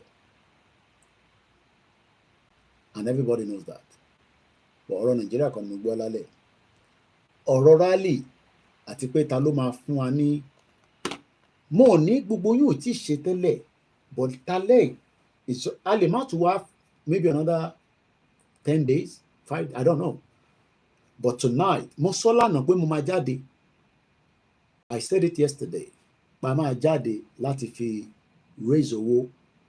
Even if it's just because tẹ́mi bá ti calculate gbogbo eléyìí nísìn, màá lọ bá committee pé lórí platform Koikimedia. Ẹ bá mi lọ wo gbogbo àwọn rìsíìtì àwọn tí wọ́n support wa tó ní inú àwọn dùn sí nǹkan tí ìfẹ́lódùn àpapọ̀ ọmọ Yorùbá tẹ̀ ń ṣe àti gbogbo àwọn tí wọ́n jọ gbé tò yẹn kalẹ̀. Because àwọn tó máa wá lùlù fún wa, let me just give you a guideline price. Kẹ́ lè mọ̀ the expenses of outsourcing. Lóòótọ́ ọmọ Yorùbá ni wọ́n, but ìtàn fi ń jẹun ní UK nìyẹn. That is their own business. That is their own source of income. They would have charged us probably $1,000. Because we are booking them for like almost the whole day. Látàárọ̀. The event starts at 10 in the morning. Gbogbo details yẹn náà máa fún yín at address gbogbo ẹni máa sọ lálẹ́. Fẹ́yìn tẹ́ mọ̀ bí ta ti fẹ́ ṣe. Àtẹ̀yìn tẹ́ wà confused pé níbo ni dinner ti fẹ́ ṣẹlẹ̀. Ṣé ọ̀fẹ́ ni dinner? Gbogbo question yẹn máa dá yín lóhùn. That is the purpose we are here tonight. And tó bá ní kankan náà tó fẹ́ béèrè, tẹ́ wà sure, mo ti rí kan, mo ṣe ní 65-inch TV nílé, mo ti rí mẹ́sẹ̀gì Ṣẹ́gun Ọ̀nà dáadáa. Ìṣòro lẹ́ẹ̀kan Ṣẹ́gun Ọ̀nà mo rí mẹ́sẹ̀gì dáadáa ṣe ni ojú mi ṣe bàlàbàlà. Nígbà tí mo rí pé £120 lẹ fún wa. Dókítà mi, mo mọ̀ pé ẹ̀yin náwó ní ṣe máa send message sí mi lẹ́yìn kémi lè kọ́lẹ̀ èlò rẹ̀ fẹ́ bá wa dá sí lálẹ́. We are talking about tonight. Gbogbo ẹni tó bá wá tún program yìí náà wò later, bóyá ẹ láǹfààní àti wò ní live. Then wá ní Koiki èyí tó ṣe yẹn, èmi náà máa dá sí. Kò ṣe pé ó close. The account will still be there. It's not my personal account. It is to support the project. And this particular ìfẹ́lódùn àpapọ̀, people say, olóyè ló dá sílẹ̀. It's not about olóyè ló dá nǹkan kan sílẹ̀ kọ́ là ń sọ yìí. These are part of the different groups tọ́nà ń gbé pé láti fi ṣe ìrànlọ́wọ́ fún ọmọ Yorùbá. Just like many other, the mega rally, the individuals. Kini mọ̀mọ́. Pé àkọ́kọ́ ṣe face mask. Pé wọ́n kọ́ contract ẹ̀ síta. Àwọn doctor mi lọ́pọ̀ mi níjọ́ náà lọ́hùn. I think I should have the original one. Mo wá fi síkẹ̀.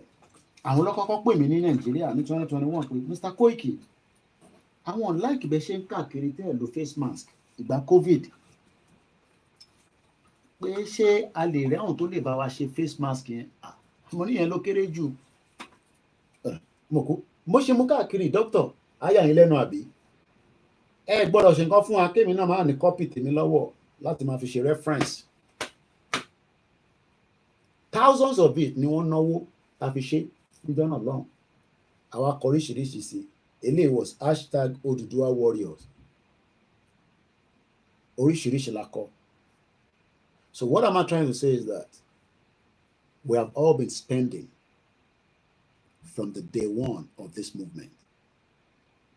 And some of us will not spend, but we will carry the message to the next person. Nigeria. Àwọn kan wà abroad, wọ́n náà wọ́n fi get involved. And I know why. Intimidation. And àwọn kan wà tó bá gbọ́ pé àwọn náà ṣe Yorùbá nation, ṣe ló máa dàbí pé ẹlẹ́bọ ni wọ́n. So mo dúpẹ́ lọ́wọ́ yín doctor. Inú báàgì mi mo ti yọ. Ní ọtí dèní.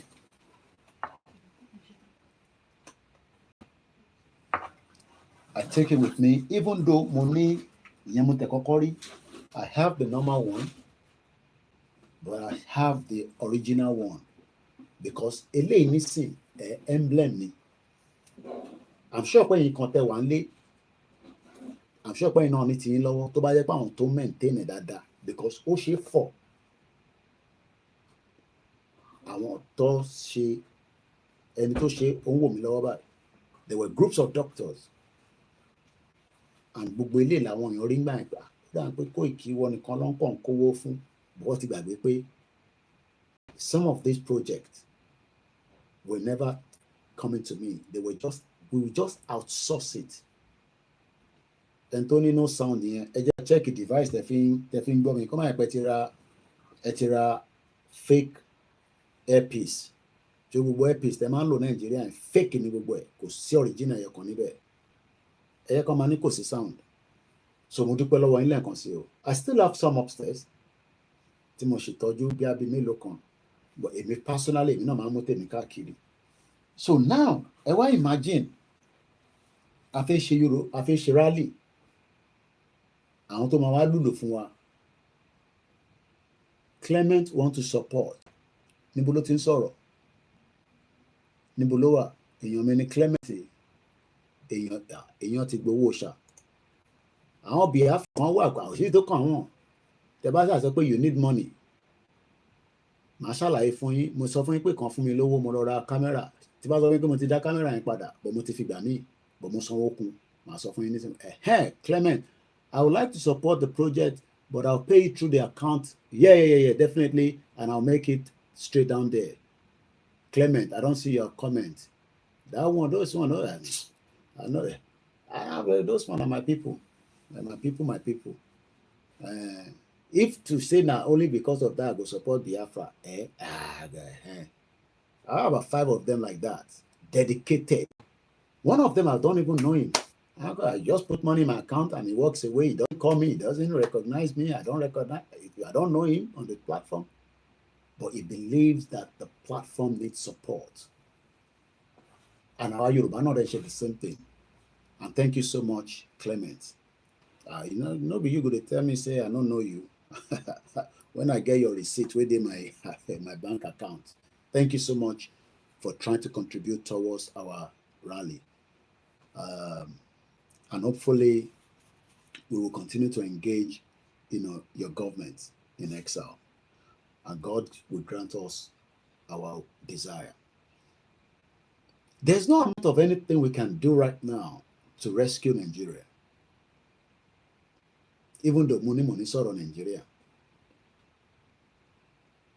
There's no amount of what we can do. But before I go there, money, the camera Timora, one of the Biafra gave me 95 pounds. And I went to the second-hand shop next to my house. I've been looking at the camera there, my price, looking it. So when the money came, I said, look, before I spend this money again, make I go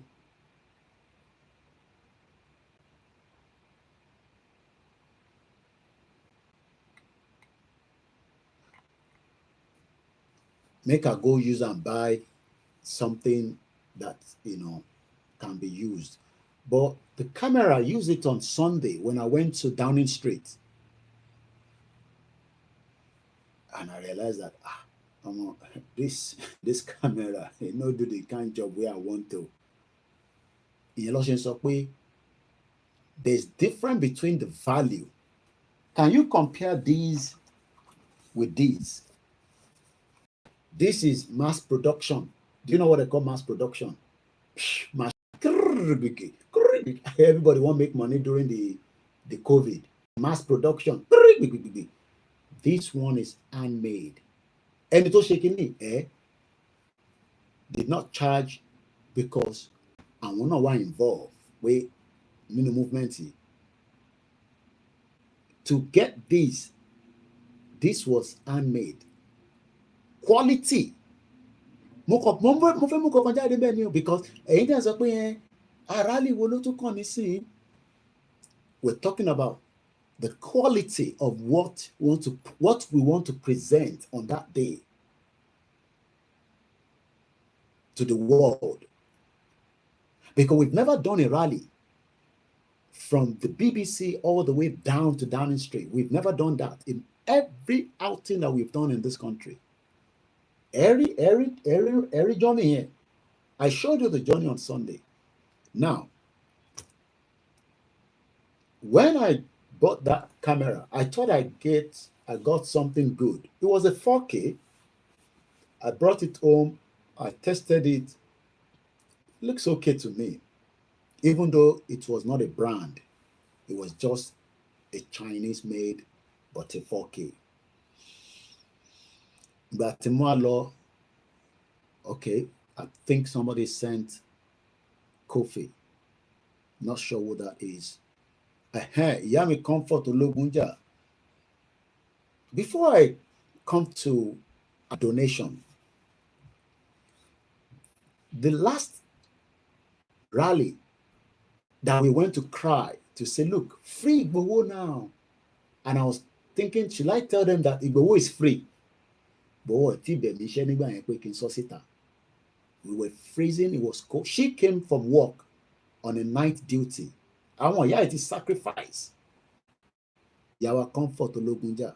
And many of them like that. Some of them sacrifice, then they end up falling to the other side of that, mad woman, that 2x2. And I hope that they can reflect back and accept their loss or losses and then try to return back. And maybe the 12th would be a good day for them to say, look, Koiki, it is you that sent the coffee. Thanks so much, Clement. So Clement, our brother from the Biafra, has also supported the upcoming rally. And yes, my email just said to me, we have received a donation. And I can tell you that donation has come through because I'm going on my PayPal now. Hopefully I can, okay, if I can't log in there, because we use phone for almost everything.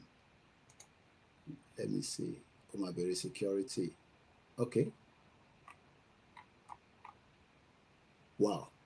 Yes, Clement, I can confirm that because I want to write it down.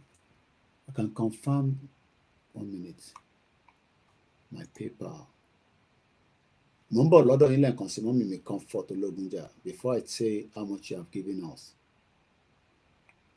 Because few money has come through the PayPal, but I want to be sure how much our brother just sent to us. So we have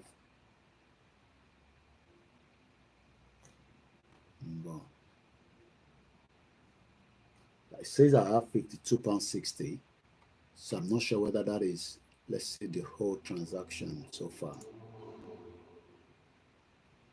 That way I can tell how much my brother from the Biafra have supported.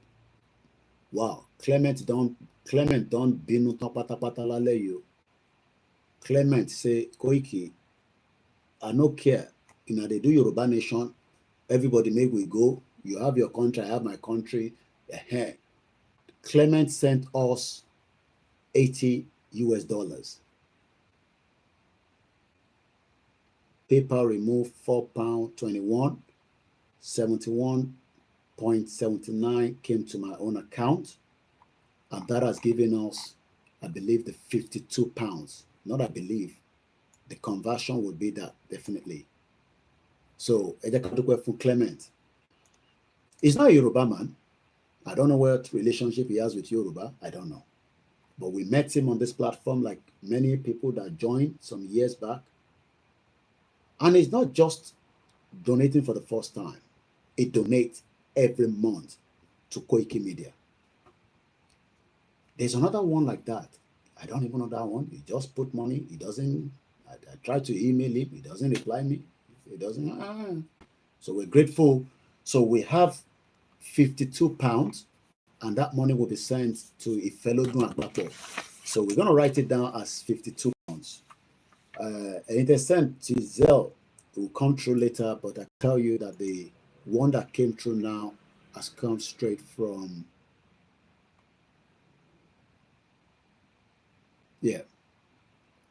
from Clement. Thank you so much, Clement. Mr. Clement.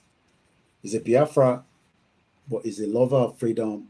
And when you love freedom, you care less whether you are Igbo, even Hausa or Yoruba.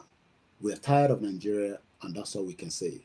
So £52 was donated from our Biafra brother, Clement. So thank you so much. So that is also written down. Now, our mother that I was explaining to you was part of the 6 people. Ologunja. I was pitying these our mothers that day, but I was not told to tell anybody that Igboho has been free. That was our last outing. Imagine our Ninuta. My hands were cold. And everybody's saying, thank you so much, Clement, for supporting. And I was saying, look, maybe I should just tell them that, hey, they come alone. I'm at a free Igboho. I didn't free Igboho, but I've not been told to deliver the message.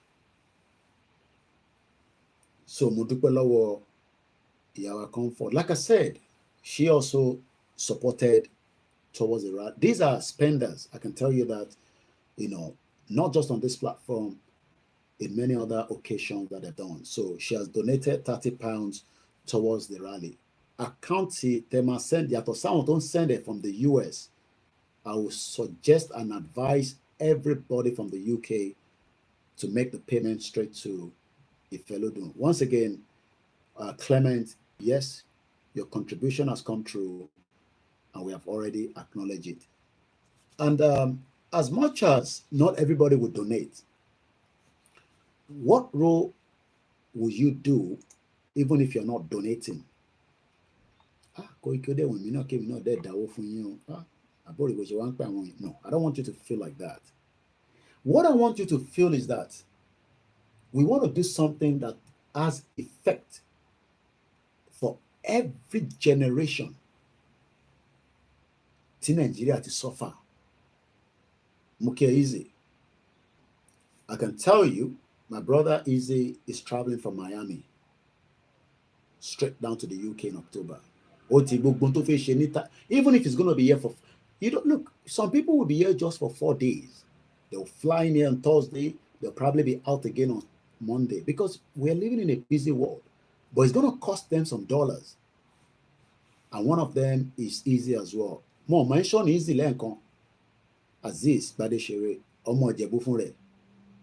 Ó níbi tí Igboho bá ń lọ lòun náà ń lọ. Igboho wá ń bọ̀ ní London. Kí lòun fi máa jókòó ṣe ní Miami?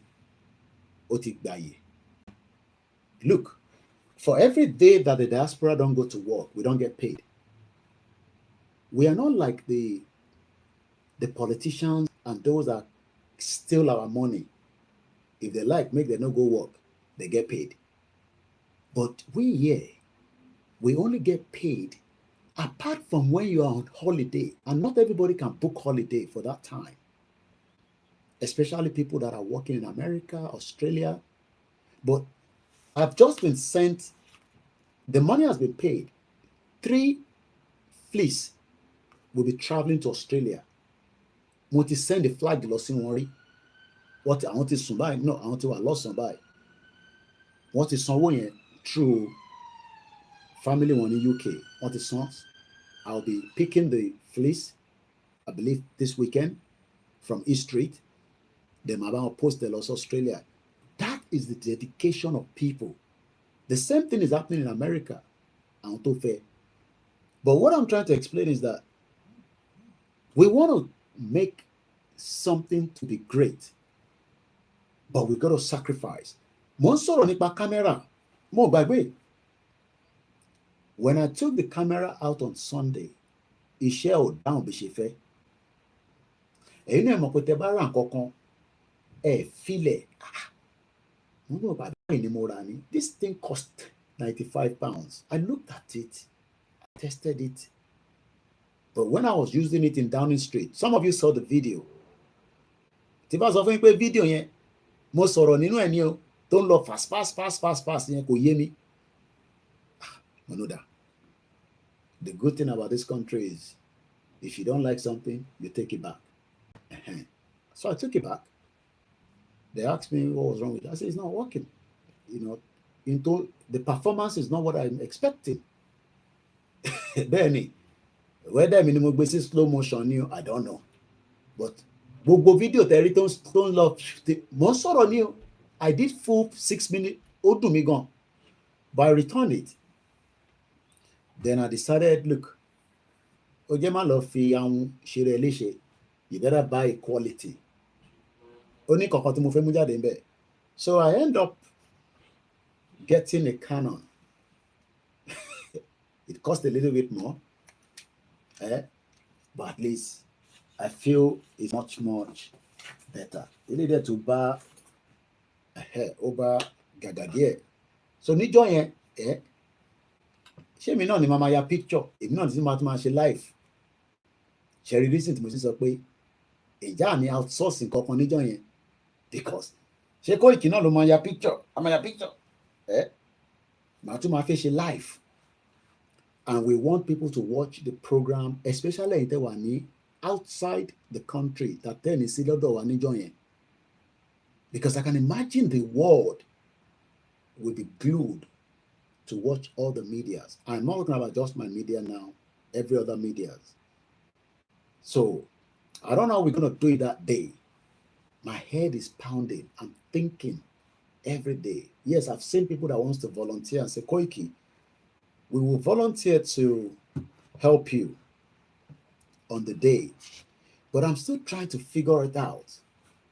What do we do to make sure that the transmission for the dinner won't be a problem? Because we're going to be in one venue. We set up camera there, everybody will watch it, no wahala, can take picture. But we're talking about a moving event on a rally with thousands of people. How do we get all the perfection? Maybe you can help me. Not that I want no mental shape. And this is where I said, the reason why we've upgraded the camera is because we want a quality event. Afishe is coming with a quality because Igboho is a quality man. Look, he left his Soka house. Only God knows the value of the house. He has not slept there for the last 3 years, going to 4 years. Kò lè access inú ilé yẹn. Kò ṣe pé kò lè débẹ̀. Ìbẹ́yìn náà lẹ́ni ẹ̀yìn ẹ má jẹ́ kí gbogbo lọ lé nísìnyàn. So, have anybody asked, ṣé Ìgbòho ti kọ́lé sí Bẹ̀nẹ̀ tó ń gbé láti bí ọdún mẹ́ta ni? Nobody has asked, àbí? Ṣèbí gbogbo náà la mọ iye tí exchange rate jẹ́ between Benin and Nigeria. This is a man that lives in Nigeria. I'm just taking us back to the importance of this man. Why we got to support towards the rally, so that the fine-tuning that we want to make sure that the projection comes well, because quality tí ó ń bọ̀ kò ṣe èyí tán tó sí ní Koiki bí a kò sọ pé trademark ó dà pé àwọn èèyàn tí gbọ̀ngàn tí get nǹkan mo fẹ́ lò bẹ́ẹ̀ mo ní mo ra kámẹ́rà but the value was not my expectation. Mo wá ṣe lọ ra Canon. The SD card ten rí slot ẹ̀ mo ṣe order ni ó máa dé ní ọ̀la because kò bá kíní ẹ̀ wá, so card nìkan lélẹ̀. Ọ̀tọ̀ lé price eléyìí o, mo fowó kún ni o. Màá sọ bí tí owó yẹn ti jáde. Torí àkì náwó tán ọmọ Yorùbá àmọ́ ọmọ Ìjẹ̀bú a máa ń fowó sápò, Ìjẹ̀bú kì í náwó tán. This SD card cost me £28. It's a 256 gig. I pray that I can take as many pictures on that day with all the 256 gig without missing anybody. But I still want to be doing live video at the same time. What I want to explain is that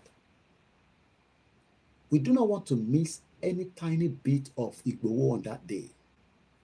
Kódà tó bá ṣe báyìí káyà picture, because Igboho proved to us many times, even before I went to Nigeria.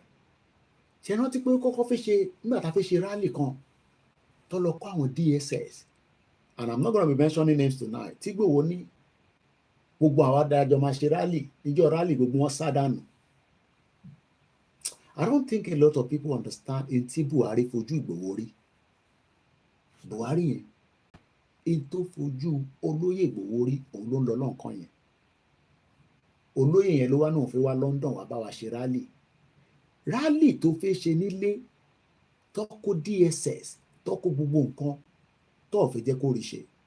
So we should be grateful that he was traveling. Bishop Adesina, only 1,000 naira will only give you 350 safer. Has anybody asked how much Igboho is spending? Ṣó rent ilé ni, ṣó ra ilé ni, ṣó ti nílé tó ń gbé tẹ́lẹ̀ ní Benin ni.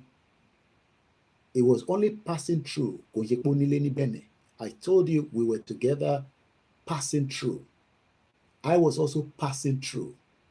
Kò ṣe pé a níbi kankan tá à ń gbé ní Benin. We were only passing through to travel out. I was returning back to UK. Igboho was going to Germany. I was not stopped because my name was not on the system.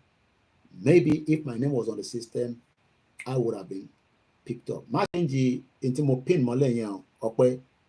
Don't change it. Into mo pin mọ́lẹ̀ yẹn nìkan ni kó wà níbẹ̀. Don't put any Koikimedia donation tonight. Please. Má change nǹkan tí mo pin mọ́lẹ̀ o.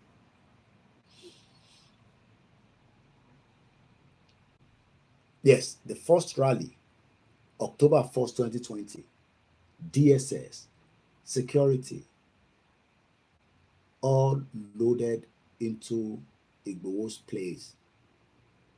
Gbogbo àwọn tí Igboho sọ fún tọ́nà àwọn jẹ́ máa jáde, none of them came out.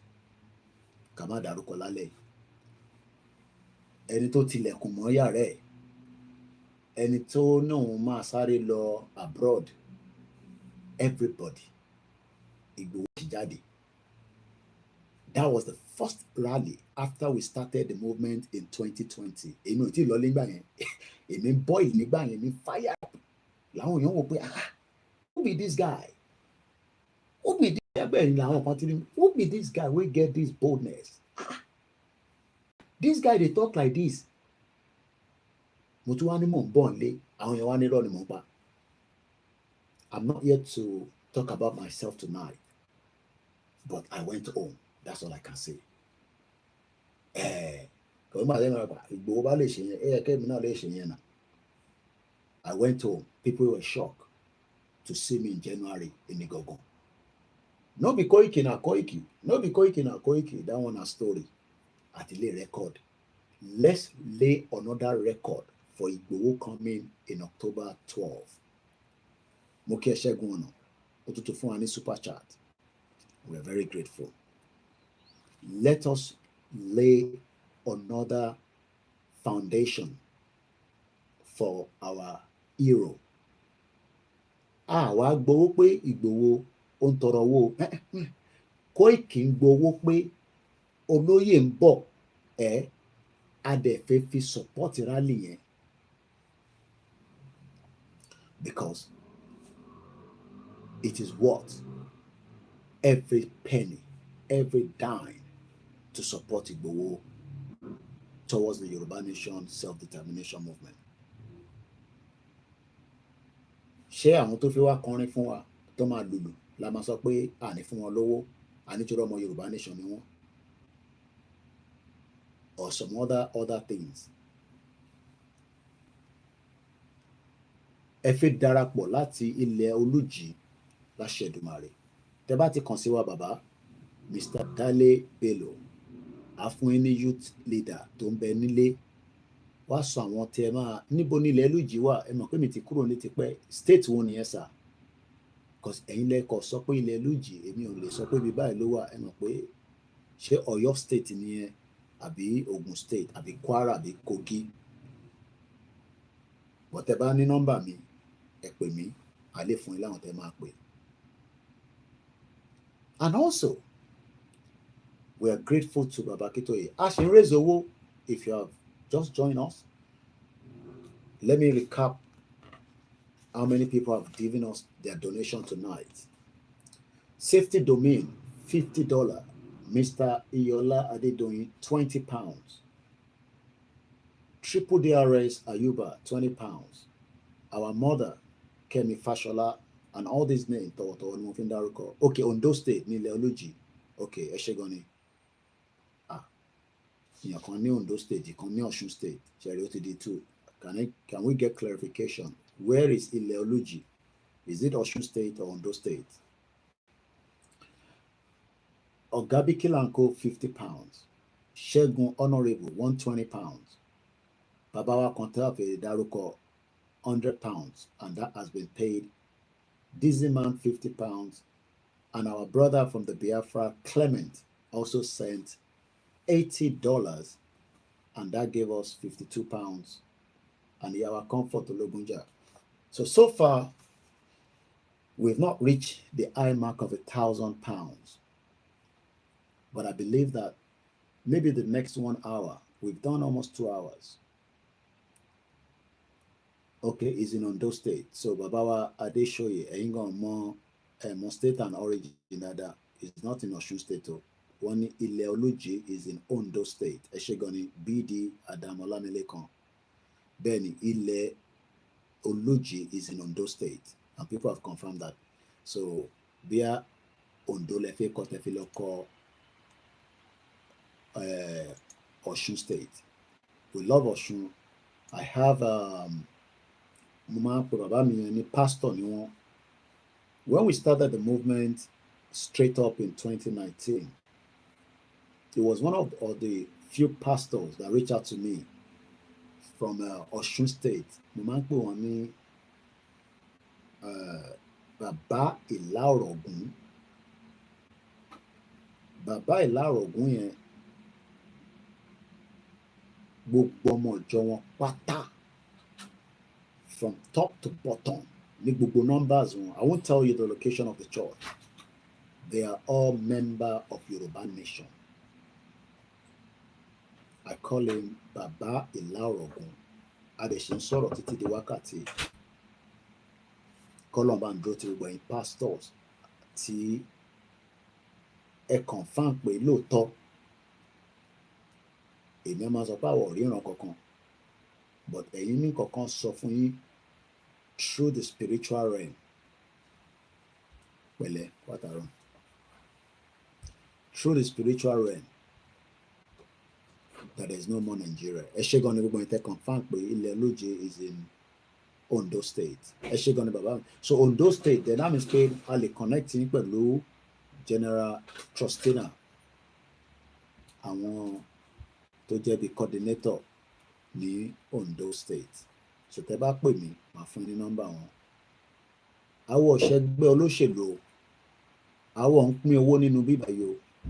Lóòótọ́ lọ́dọ̀ brother mi àrólé 1010, àwọn ìyá wa dáadáa kan wà níbẹ̀, àti bàbá mi dáadáa, àti Ṣẹ́gun Honorable. Wọ́n máa ń fi owó sí platform yẹn pé kó fi support àwọn ọmọ Yorùbá Nation. Àwọn ìṣe yẹn ní platform yẹn.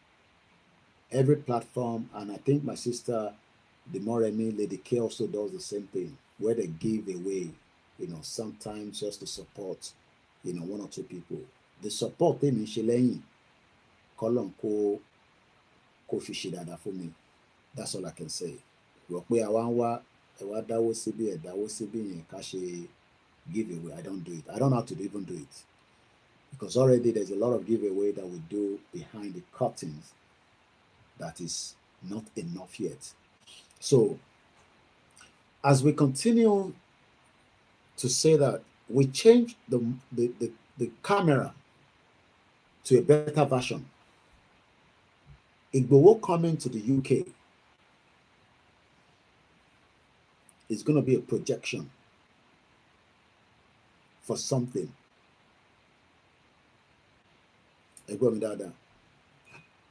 This man,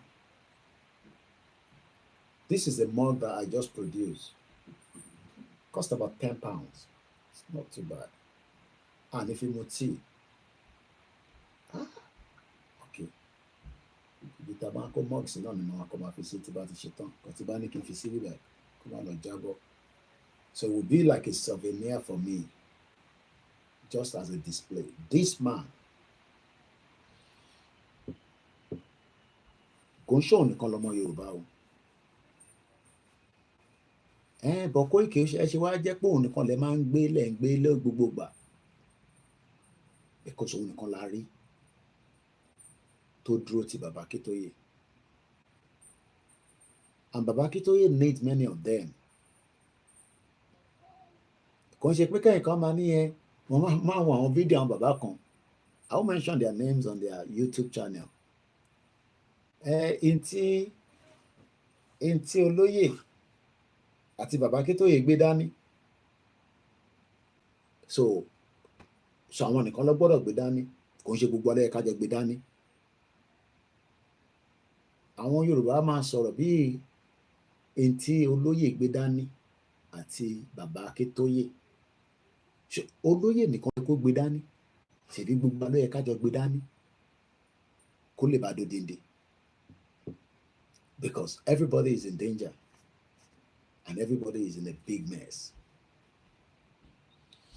And the longer tá bá pẹ́ nínú mẹ́sìn yẹn, ẹ ṣé gan ni ìyá wa Wúrà talk.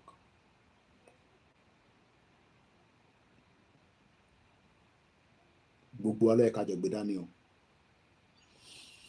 Yàtọ̀ sẹ́ni tó bá wà on a very tight schedule. Àwọn ìyá wa kan ní mo ti máa travel. Àwọn kan tẹ̀ wá Nàìjíríà báyìí. Ó dùn wọn gan lára àwọn tájọ máa ń jáde fún rally ni. But they're not going to be back before then.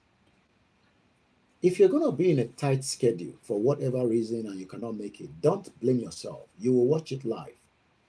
But like I said, we're still trying to work out the modality on my own platform. I don't know, most of my team are in Nigeria. If they were down here, if they were able to visa back for money, I'll be so happy. Call up and visa kò jáde fáwọn tí a fi jẹ́ kó wá. Tọ́lọ̀ máa jẹ́ kí visa jáde tí Koikimedia team parí tó dé bíbá. I'll be very happy so that I can focus on some other areas that I know that we're going to need. Because you need some pictures on that day. I'm a leaflet. I'm a interview àwọn èèyàn. So that's why you need that extra support. So gbogbo ẹni tí ẹ bá lè fún wa ní assistant, àwọn kan tí ní Koiki, I'll be ready to support. Ṣé ká kọ̀ gbé tripod dání àti nǹkan tó máa ń ṣe, please let us know. My brother is coming from Miami, easy. I will assign him a role. And it will help to do it. Also, if tẹ́yìn náà bá fi pé area tẹ́lẹ̀ fi help so that àwọn èèyàn wa tó wà nílé tó wà around the world, they can be able to follow the event of the day. Because we want to feed many media that are not going to be in the UK. We hope that there will be many. I've contacted few medias. Some of them are not going to mention their names to you. To Nigerian media. I've I've contacted them. You can guess whichever one. Freedom representative on the UK, and they've acknowledged my invitation. Whether they will take it live, I don't know. Whether after the event you will see it on their news bulletin, but that day, Kosibiti or Tinisoni Nigeria, if we plan and prepare well for it.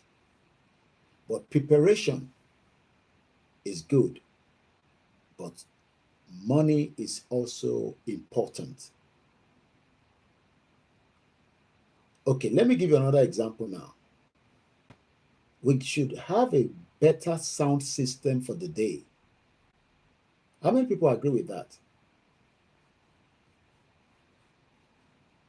That we need a better, just like when Oshiman reality, they might be sound system, sino truck, generator, they might lo. TV buy has to be done professionally. Èmi ò kàn lè lọ ra generator nísìn kí n ṣe ọ̀gẹ́ gbàgà ìlú ìyàtọ̀ gan.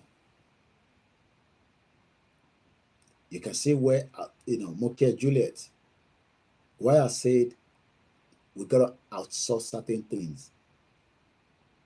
Nigeria ní gbogbo nǹkan ṣe go as a but níbi ìbàdàn nísìn a kàn lè ṣe ó yá ẹ lọ ra generator àbí ká ní generator kan yá ẹ rẹpo sí ó yá DJ ó yá agbègbègbè no wọ́n ṣe bẹ́ẹ̀ níbi ìbàdàn rules and regulations wà o. I have told the police what we want to do, and we cannot compromise the day. But one, you cannot gbé sound system, but you have to go and outsource it. Found professional tó gba license fún. Ìwà máa pé Koiki ẹ̀ tún gba license. Ìyẹn la ṣe pè ní ìlú ọba. A country where you have to go by. That is the kind of country we want. Lọ́jọ́ iwájú. Ṣé ń gbádùn ètò yìí? Ṣó mú yes wá lálẹ́. It's been a few days, but we are gradually coming back again. So certain things we would have to outsource it. And when we say outsource, kò sí tó kan anybody nílùú yìí, everybody hustle ni o. Even a Yoruba man will say, okay, Koiki, ó dá àfún yín ní price báyìí. And we cannot go lower than that price again. So things are done in a way that for the safety and the rules. Tẹ́lẹ̀ náà nígbà kan rí bó ṣe rí nígbà ká gbogbo kó tó di pé gbogbo ẹ̀ bẹ̀rẹ̀ sí. Bí Nàìjíríà ṣe máa rí nìyẹn forever, even if you pray pé Koiki ó sì máa turn around, irọ́ ló ń pa o.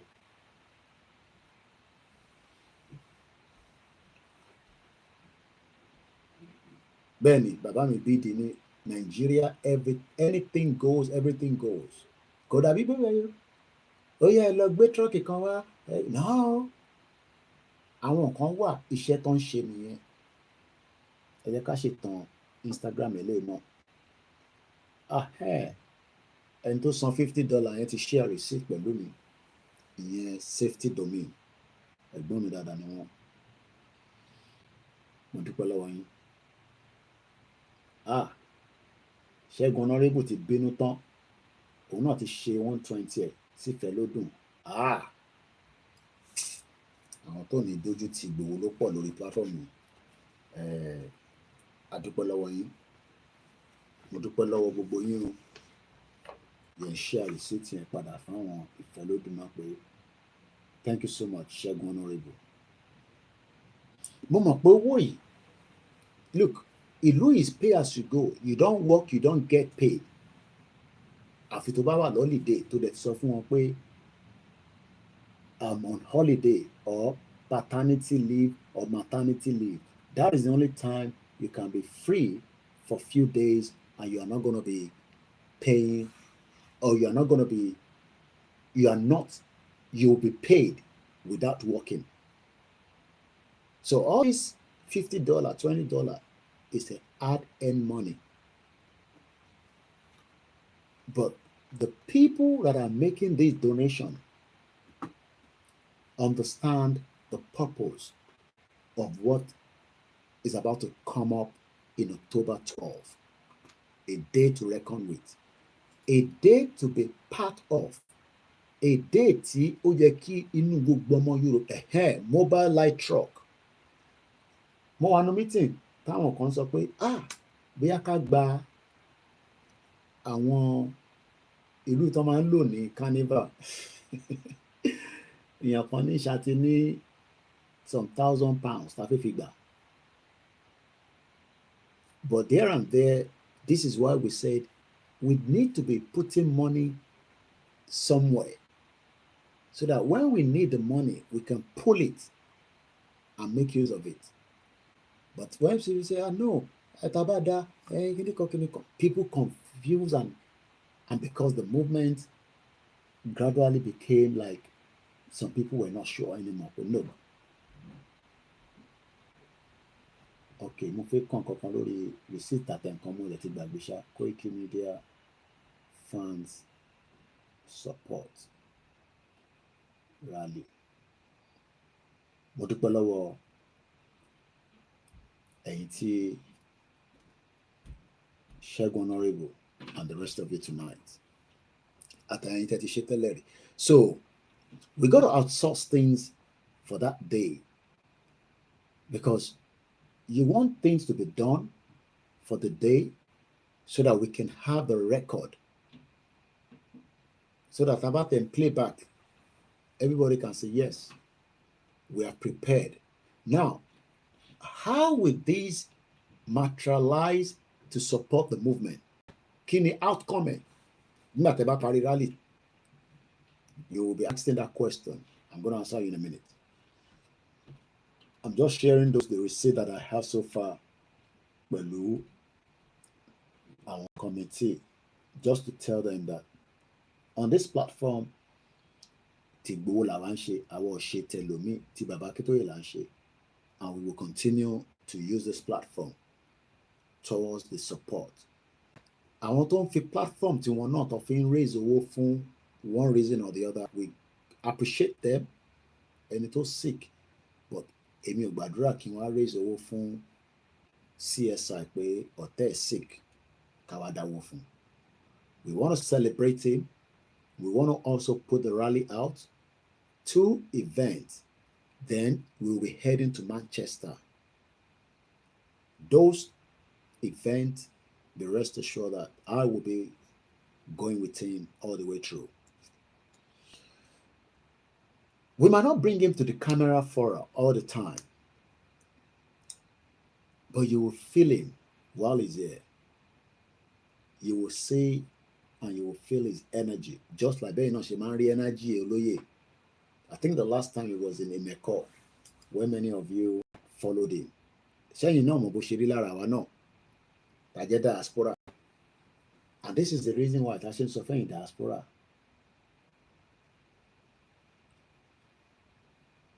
Our problem Nigeria nìyẹn. Mo ní problem yẹn, mo ṣe ń wọlé nísìn 4 hours ago. Linda Ikeji, mo fẹ́ lọ sórí orí kíní mi ni o, àwọn lélẹ̀, ẹ jẹ́ ká gbọ́.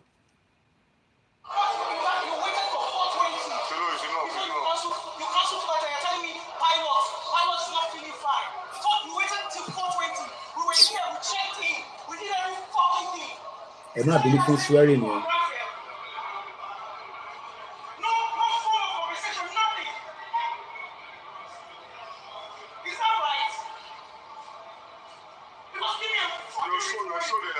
Sorry for the swearing.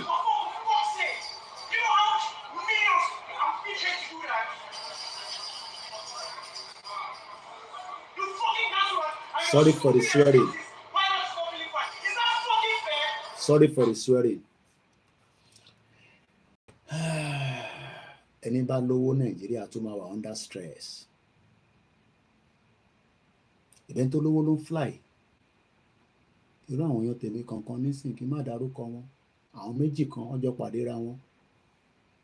wọ́n wà lórí platform báyìí ẹ̀yin má dárúkọ yín o wọ́n jọ ríra wọn ní wíìkì náà ni lọ́pẹ̀ ní Mr. Koiki àwa méjì àwa olúra wa báyìí ẹni bá lówó ló ń lọ gun plane ẹgbọ́n kan tó sọ mẹ́rin ìṣòro ń sweat púpọ̀ mọ̀ ní play again kì í sweat lórí platform a máa ń ṣépè ní kì í sweat eléyìí ti sweat jù màá ká write up yẹn fún yín nísìnyí again start Instagram yẹn padà Nàìjíríà ẹni lówó are frustrated ẹni tó lówó á wà frustrated ẹ jẹ́ kí n ka write up ẹ̀ fún yín bọ̀ even the banana sọ̀rọ̀ Nàìjíríà àràpọ̀ lẹ́ẹ̀má fún mi ní sound àgbọ̀ sound 4 hours ago skills ta ló ń jẹ́ bẹ́ẹ̀ ó dà pé bọ̀bọ̀ kan tó máa ń kọrin àbí ènìyàn pé mi ò dá kankan mọ̀ skills challenges airline officials after his flight was cancelled because the pilot wasn't feeling well. Let's just agree that the pilot is not feeling well, at least, Nigeria. Adojutie. Mo kàn máa wonder táwọn diaspora bá sọ pé everything is fine. And everything is fine. 4 hours ago. So now, people like these, they never say nothing because they have money. Artist in skills, is an artist. Everyone got to comment so.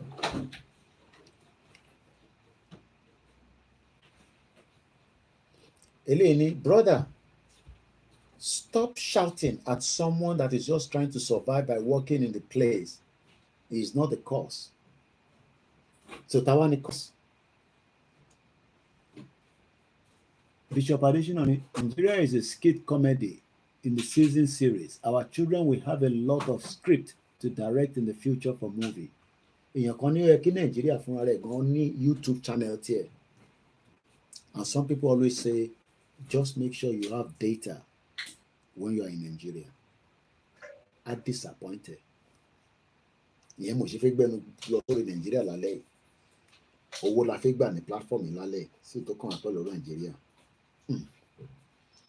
Ta ni ó sì fẹ́ support wa lálẹ́?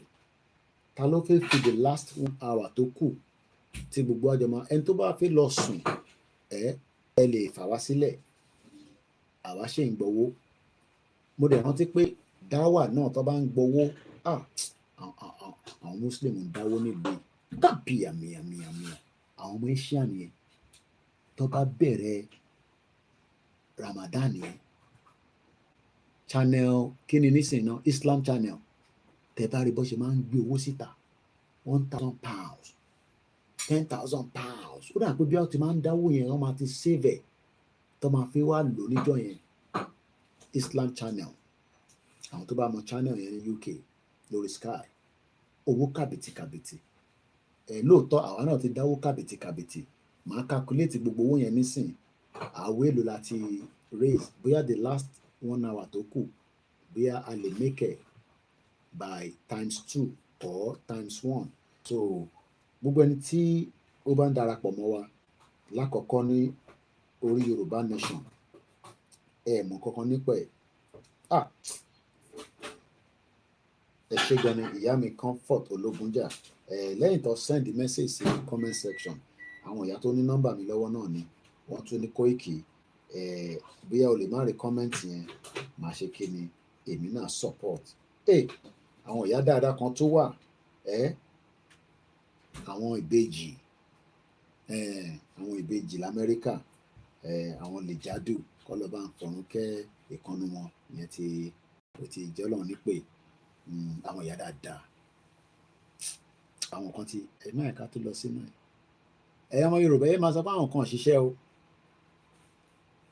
people have spent and people have sacrificed everybody ní role to play àwọn kan play role kan tó ní àwọn gbọ́dọ̀ gbọ́ lẹ́nu mi lórí social media. But when the time comes and they ask us to unveil it, I'm not talking to us, I'm saying me, because some of them, èmi nìkan ló ń communicate pẹ̀lú. So mo dúpẹ́ lọ́wọ́ wọn. Okay.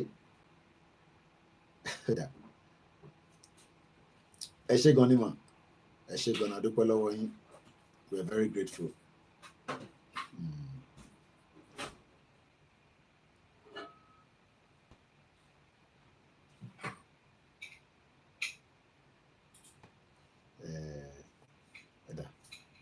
Edit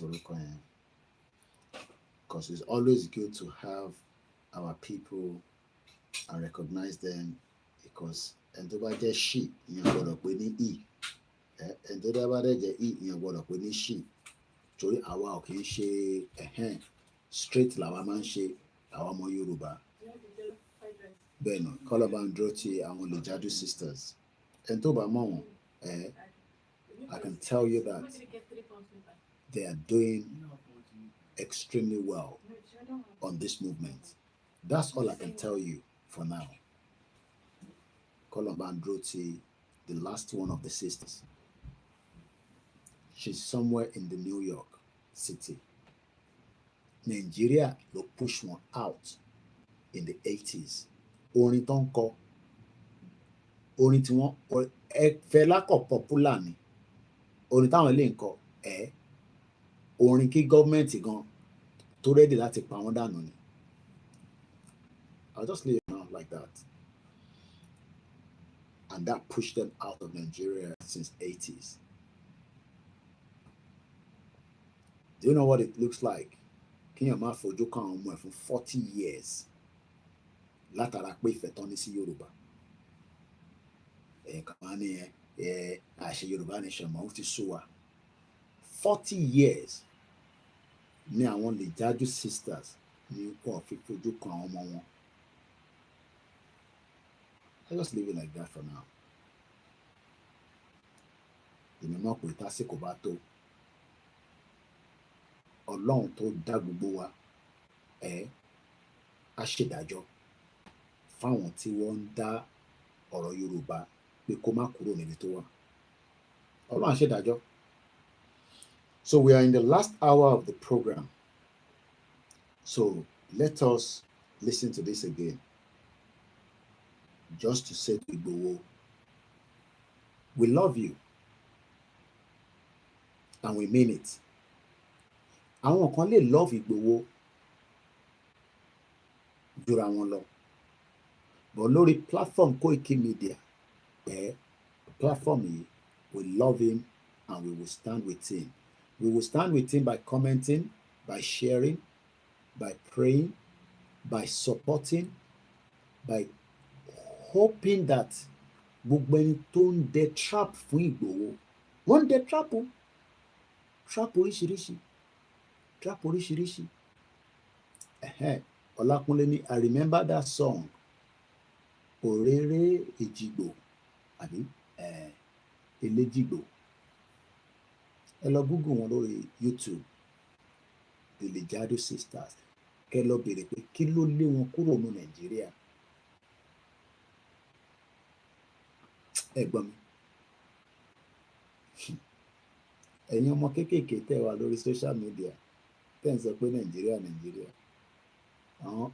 Àwọn ṣe mọ́mì mọ́ àti the grandma. Ní ọ̀dọ̀ tí wọn làwọn ti sacrifice ara wọn sílẹ̀ fún Yorùbá. Pé tó bá kúkú jẹ́ pé ọ̀rọ̀ Yorùbá ló máa mú àwọn go on exile, so be it.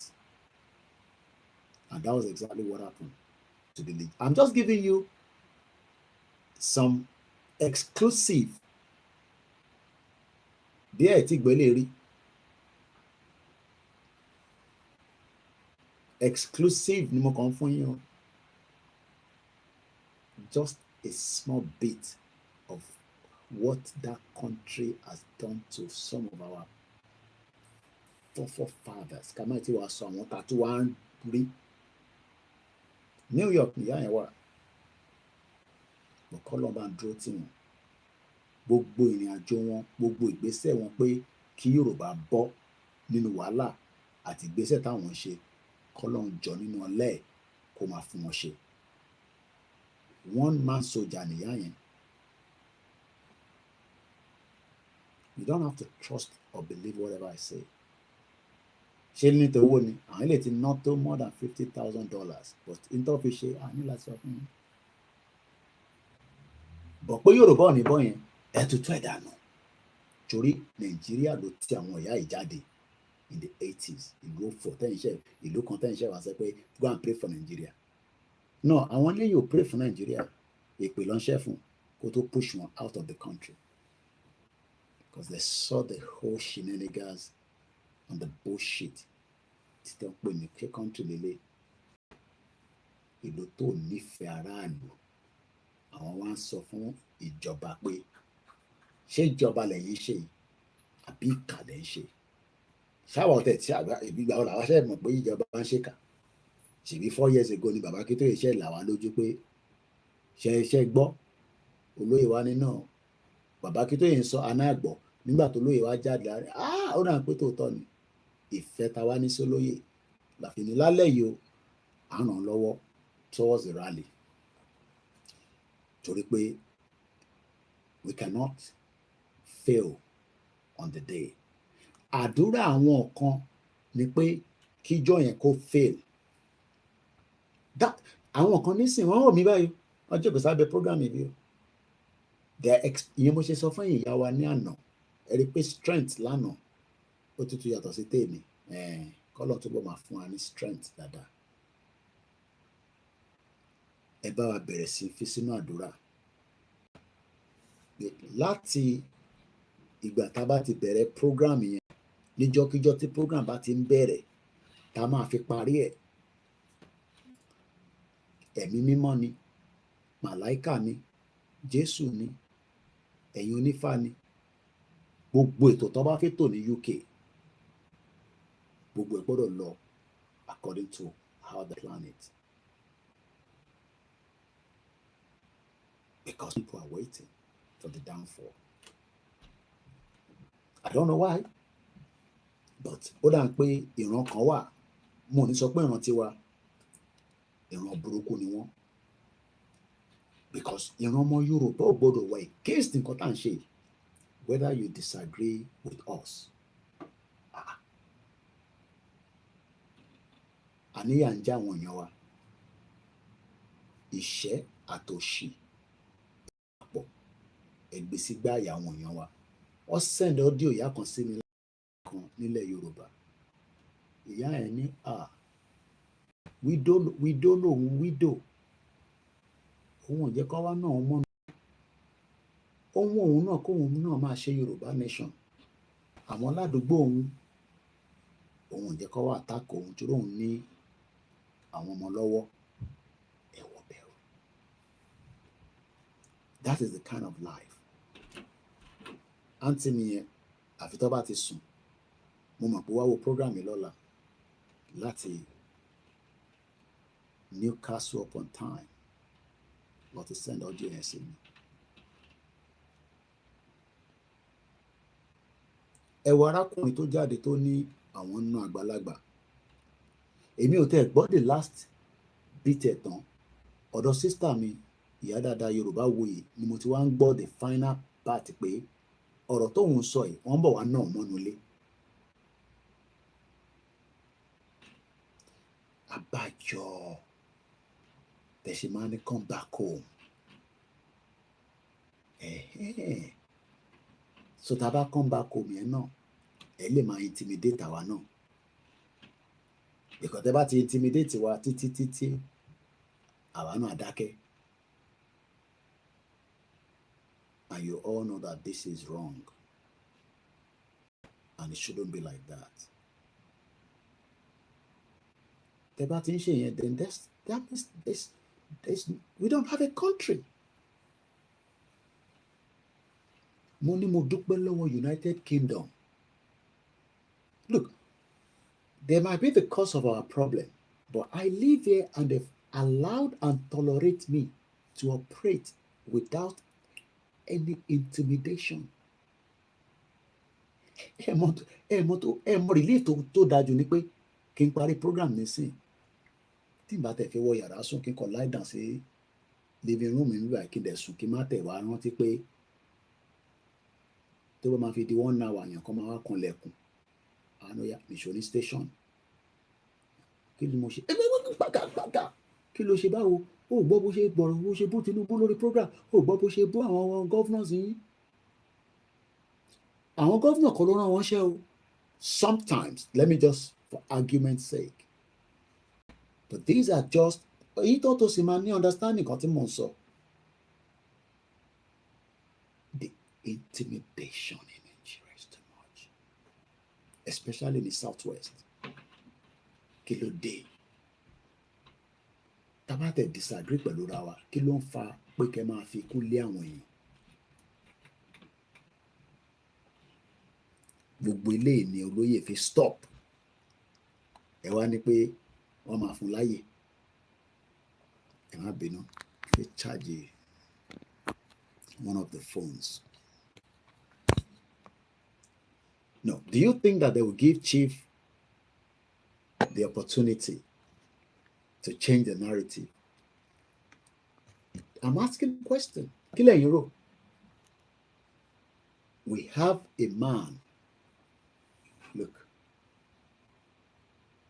that says, look, ẹ lè intimidate Igboho, ẹ lè lè rẹ jẹ, ó dẹ̀ ètì ìrẹ́jẹ. Ó wá nóda, kò ń ṣe fóun mọ́, fún millions of people tí ẹ̀ ń rẹ́ jẹ. Òun ò fẹ́ bẹ́ẹ̀, èyí tó di ọ̀tá wọn nìyẹn. Wọ́n dẹ̀ mọ̀ pé for as long as tóun bá ṣì exist tó dẹ̀ sọ pé no going back kí lè rò pọ́ mọ́ máa wá? They will be looking for every means to take him down and take him out of the picture. And that is the reason why gbogbo ẹ̀yin abiyamọ ayé èmi mọ̀ pé ìyá ò fi sílẹ̀ lọ́rùn níbikíbi tí ìyá yẹn wà but ẹ̀yin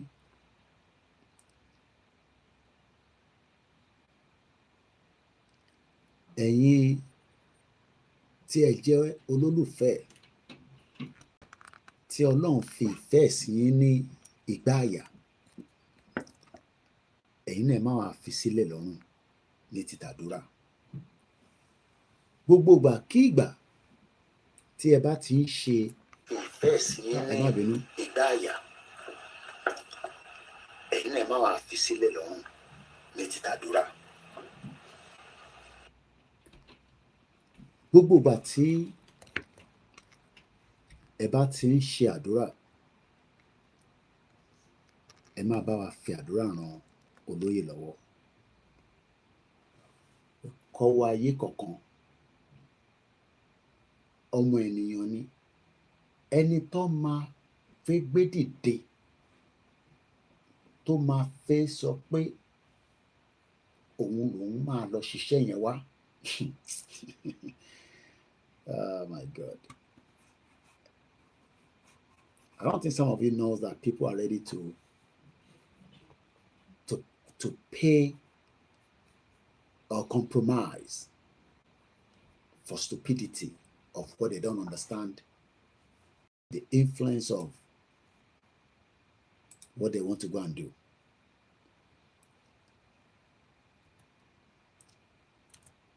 Àwọn ọmọ Yorùbá kan náà ló máa dìde pé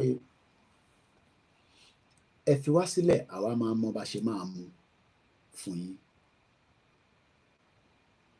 Gbogbo ẹnikẹ́ni pátá tó bá ní lọ́kàn bẹ́ẹ̀ lọ́mọdé lágbàlagbà tó bá ní lọ́kàn bẹ́ẹ̀ pé wọ́n ló máa wá ṣe okùnfà láti fẹ́ mú Ìgbòho fáwọn ọ̀tá ẹ̀. Lákọ̀ọ́kọ́ sórí Ọlọ́run yẹn kò stupid torí gbogbo nǹkan ló fi kẹ́ Ìgbòho fún rẹ̀. Ó wá restrict àwọn nǹkan yẹn fún Ìgbòho pé tó bá jẹ́ pé bí Ìgbòho gan tẹ̀ ṣe ń ráwọn nǹkan yẹn lò, probability wà pé ó lè máa yọ kẹ́rẹ́ pé Yorùbá nation yẹn wọ́n máa ṣe díẹ̀, because like I said, somebody that lives in Nigeria is now living in Benin Republic with a different exchange rate. Lóòótọ́ olówó ní Ìgbòho, but they've crumbled his businesses just like they did after the Western region tó gba gbogbo nǹkan tí bàbá Awólọ́wọ̀ ṣe. And that means that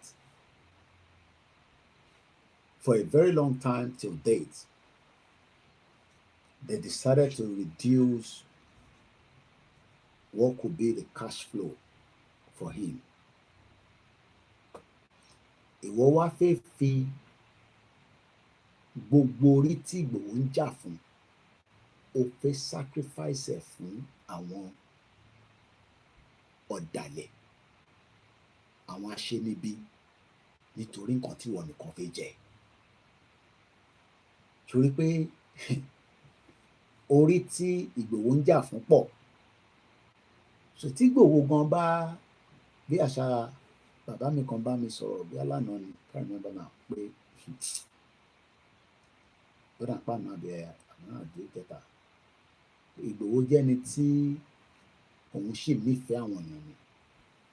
Ẹlòmíì ò ní ṣe tó nǹkan díẹ̀ tí ó máa react tó dẹ̀ máa take it out of this world. Mo kí ẹ bàbá lẹ́kìtì, ẹ káàbọ̀. Lórí ọ̀rọ̀ rally wa là ń sọ̀rọ̀ lé lórí. Àwọn èèyàn rẹ̀ ti ń bá wa donate fún rally náà lágbára Ọlọ́run. Mo kí ẹ Miss Gold, welcome to the program. Mo kí bàbá Sulaimon ẹni afẹ́. Ẹ gbọ́ mi dáadáa. Mo ní gbogbo ẹni tó bá fẹ́ gbégbèsè láti fẹ́ lọ fi rẹ̀ sílẹ̀ pé o fẹ́ jẹ́ kí ìwọ ni o máa lọ mú Ìgbòho fún àwọn ọ̀tá ẹ̀. Má dán wò. Torí orí tí Ìgbòho ń jà fún ó kọjá orí gbígbẹ àti tútù nìkan. And I know what I'm talking about because millions of Yoruba people around the world are in pain. They are in pain for the consequence of what Nigeria is doing and has done and is still going to do until Tinubu yẹn bá pín. So don't be the sacrifice. Mo kí ẹ Tokyo 778. Mo ṣe shout out fẹ́yìntì wà lórí Twitter. 51 of you watching. I can't see you. I can't see your comment, but we appreciate you. Mo kí ẹ̀yìntì wà lórí Mixlr. And I've not even touched on you since over 2 hours. Mo kí Ogumola. Nigeria is meant to be a disappointment. Thank you so much. 3 people.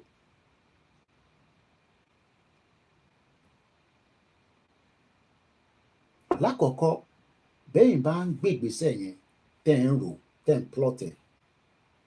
Ṣé mọ̀ pé èèyàn kan náà wà tí gbogbo ọmọ táàrí, òun náà kọ́ máa wò yín ran tàbí òrí wọ́n ṣe ń plot.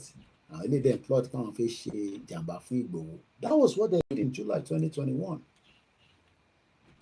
Wọ́n ní wọ́n ti ya mápẹ̀ bóyá wọ́n confam ó wà nulẹ̀. Àwọn mélòó ló wà pẹ̀lú ẹ̀ àmọ́ bóyá bí a kà kóyàn bí 600 dání torí wọ́n sọ pé tàbá délé ẹ̀ ó máa ń dẹmọ bóyá wá kó 600 dání tó bá tẹ̀ pa 300 tó kù náà capture Ìgbòho yín ìbọn ẹyọ kan nígbà tó wá bá nílé. Kàkà bẹ́ẹ̀ ṣe ló ní ẹyẹ yìnbọn sínú ilé, àwọn èèyàn wà nínú ilé, ẹ má pààyàn sínú ilé. Ó dẹ̀ padà pààyàn náà ni. Ó padà pa èèyàn méjì. So all this should be reason tí gbogbo wa ṣe gbọ́dọ̀ support towards the rally. Ìyẹn fún October 12.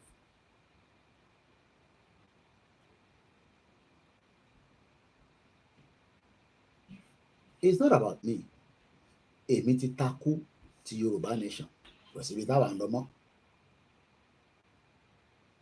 Mo bá sísítà mi kan sọ̀rọ̀ lánàá. I won't gonna mention her name because some of you could be a little bit confused about her. So I'll just leave her name out of the picture. And she said to me, look, I don't think some of the people understand that you're a journalist. And as a journalist, you have the right to continue doing your journalism work. Why? Tí ò ń ṣe Yorùbá nation. And that is ibi tí bẹ́ẹ̀ ni bàbá lẹ́kìtì ní ẹlẹ́dàá mi ẹlẹ́dàá gbogbo ọmọ ojúlówó ọmọ Yorùbá kò ní fún wọn ṣe. Èmi mọ̀ tẹ́tí sọ̀rọ̀ tán ọmọ ní àwọn tó gbìyànjú ẹ̀ gan ní July 1st. Olóyàn yẹn one bullet. Kàkà bẹ́ẹ̀ ó tún bẹ̀ wọ́n ni pé ìbọn lẹ rí ẹ nídìí láti yìnbọn sínú ilé náà. Àwọn tó wá sínú ilé fi pa ni kò sí tó kàn wọ́n pẹ̀lú pé wọ́n rí gbogbo ara rí dáméjì yẹn. The fact is that tá bá ń sọ̀rọ̀ Yorùbá nation on this platform, it is also a platform that represents us on the international forum. Ó lè má meet bẹ́ẹ̀ ṣe fẹ́, but within, let me give this as we are winding down in the next 30 minutes. Because I'm actually 3 hours yẹn pé màá dẹ̀ fún wa ní figure ilé ta raise lálẹ́ gbogbo owó ta dẹ̀ raise kò sẹ́nìkan tó sanwó sí account mi yàtọ̀ sí Clement, which I will move the money tonight straight to the IFELODUN àpapọ̀, which is £52. Yàtọ̀ sí $50 tó tún bọ̀ tí yẹn náà bá ti dé, I will move it. All the rest pounds IFELODUN rẹ̀ lọ sọ sí. Màá dẹ̀ dúpẹ́ lọ́wọ́ gbogbo yín lẹ́ẹ̀kan sí. For every time I go to Downing Street, what do you think I'm going to represent? You're going to represent your brand, Koikimedia. Yes. But what do you think that they would have known me for? Traffic we were stupid. Do you know what the meaning of Downing Street? It's like going to White House, or equivalent also to Abuja, Aso Rock. Apart from we Koikimedia lẹ́ni tó ń bọ̀ yìí, they've also added AKA Yoruba Nation, whatever tó bá fẹ́ pè. So for every time I go in there, wọ́n mọ̀ pé mo kàn wá disguise ni in a way to be a journalist, but I'm there for a purpose. Ṣé rò pé wọ́n gbọ́ gbogbo tí mò ń sọ ti bá ń report? That shows that this platform is representing us inside number 10 Downing Street. Not just, but every Yoruba nation around the world. Bó pẹ́ bóyá, in tí mò ń sọ yẹn, I need understanding better. And that is the reason why we must get it right on the 12th of October. Gbogbo tó bá kù ní nitty-gritty, we will try and do it within the committee. Gbogbo tó bá wá náà nídìí ìmọ̀ràn tẹ́lẹ̀ fún wa kò kí pọ̀ jù. But Koikimedia is not just representing himself anymore now. Kí n tó bẹ̀rẹ̀ Yorùbá Nation, ìtọ́mọ̀ mi fún ni pé Koikimedia, journalist, international media, a reporter, and also reporting for Star Radio UK. Nígbà tí mo ti lọ gbé Yorùbá Nation wọ̀,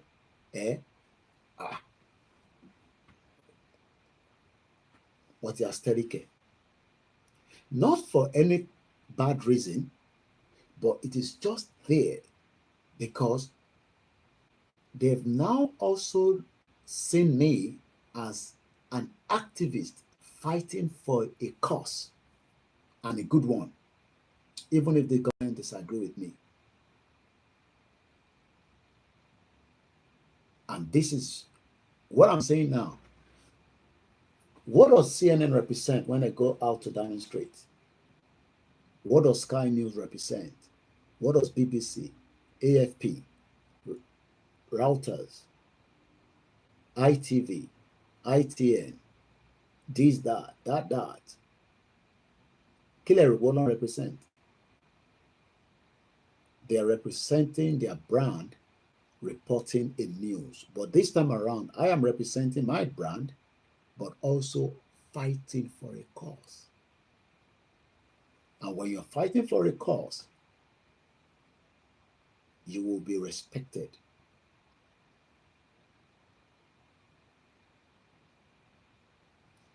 The British government would love to work with us in the near future, but they're not going to dissolve Nigeria on our behalf. But we can engage them. We can dialogue. We can do the diplomacy because they did the amalgamation. But don't expect an 100% UK government to help you to break up Nigeria. That is not going to happen. So the purpose of the rally is not to say to the UK government, oh yeah, we command you, go and break Nigeria to where it used to be before. They're not going to do that. Because the kind of power that they were using during the colonial rules, they can't use it anymore directly. They are now using it indirectly with the politicians to say, look, conduct a free and fair election. Nobody is going to gain or get a free and fair election in Nigeria. It does not matter how long the election. There is nothing going to be free and fair election. So what we are going to show them on that day is that, look, we can still have an open dialogue to the distress that you are putting all the indigenous people into. And we need to get out of that now. First, the chances that this country can be attacked by the people coming from Nigeria that we cannot verify through the open borders, through the infiltration. Many people has Nigerian passport that they are not Nigerians. We know, everybody knows what I'm talking about. Because people find their way around to obtain a Nigerian passport, and yet they are not. We saw that before the election, when the immigration were telling us that they captured people with PVC. They captured people that are not Nigerians, non-Nigerians with PVC. So our coming out in October, God's willing, is to say to the British government and the British citizen and the friends of Nigerians or friends of Nigerian government that, look, we want to have another nation out of Nigeria, and we don't want a bloodshed, and we mean it. We want you to speak to Nigerian government to dialogue with us. That is where the British can come in, and they have the power to do so. Ìjọba Gẹ̀ẹ́sì pẹ̀lú ọba King Charles lẹ́tọ̀ọ́ láti sọ fún ìjọba Nàìjíríà kó engage wa. If that is done, it will be a bonus for them. So, fún gbogbo ẹ̀yin tí ẹ máa ń béèrè question pé what is the importance of another rally in the UK plus all the ones that you've done before? First, this one has a lot of stake than the previous one. And what I mean by that is we are going to move more distance from the one that we've done before. We are likely to create a scene because people will see us in a different way compared to what they've seen before. Because people are going to come out. I can tell you, people are going to come out from the engagement of those that have reached out to us. And we pray that many of you will also do the same thing. We cannot say because we are going to go on the M1 route, we should not press every diplomacy we can press around the world. And I mean around the world. Even up to Ukraine, up to Israel, even up to Palestine, anywhere we can find diplomacy, we should push for it.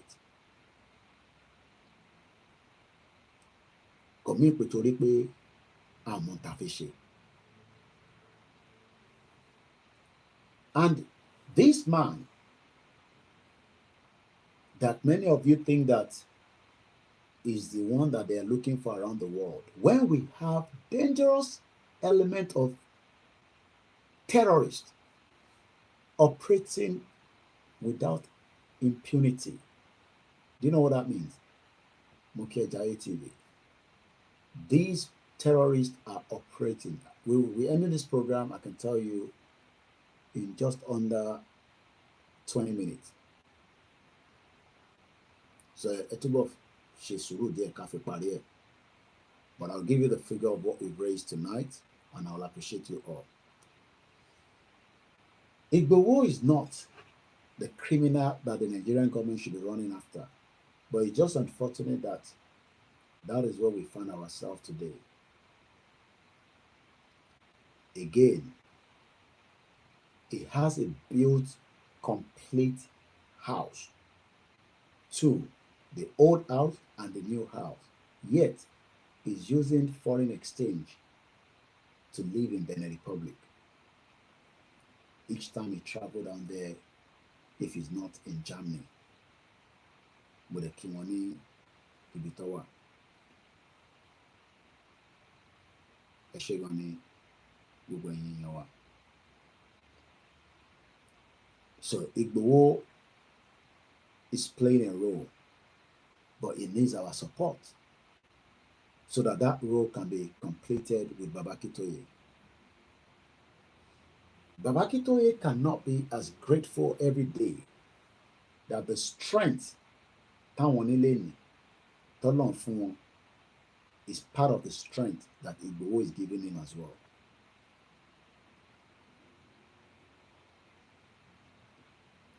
And we are grateful to have him as our leader. Here, Professor Banja Akitoye, Adebanja Akitoye. Many of his age group at 89 would have given up.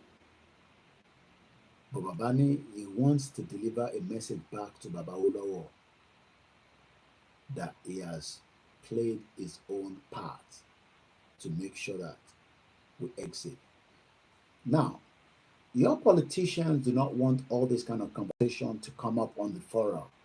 All they want us to be talking about is how we go and find, to fix the Okokomaiko road. How we're going to find out. Look, our real problem right now, Pastor Momokeima, yes, the criminals are the government, but rather they want to tag Igboho as a terrorist and a criminal, where we have Gumi and the rest of them moving up and down Nigeria. As we are bringing this program to an end this morning, because we are now 30 minutes past midnight, the center that holds Nigeria has broken, but the little string that is holding it is shaking.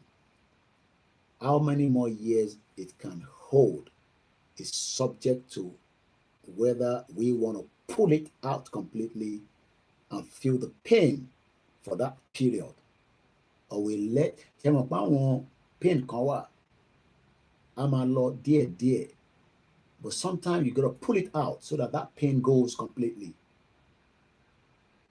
We have been in pain of Nigeria for 63 years.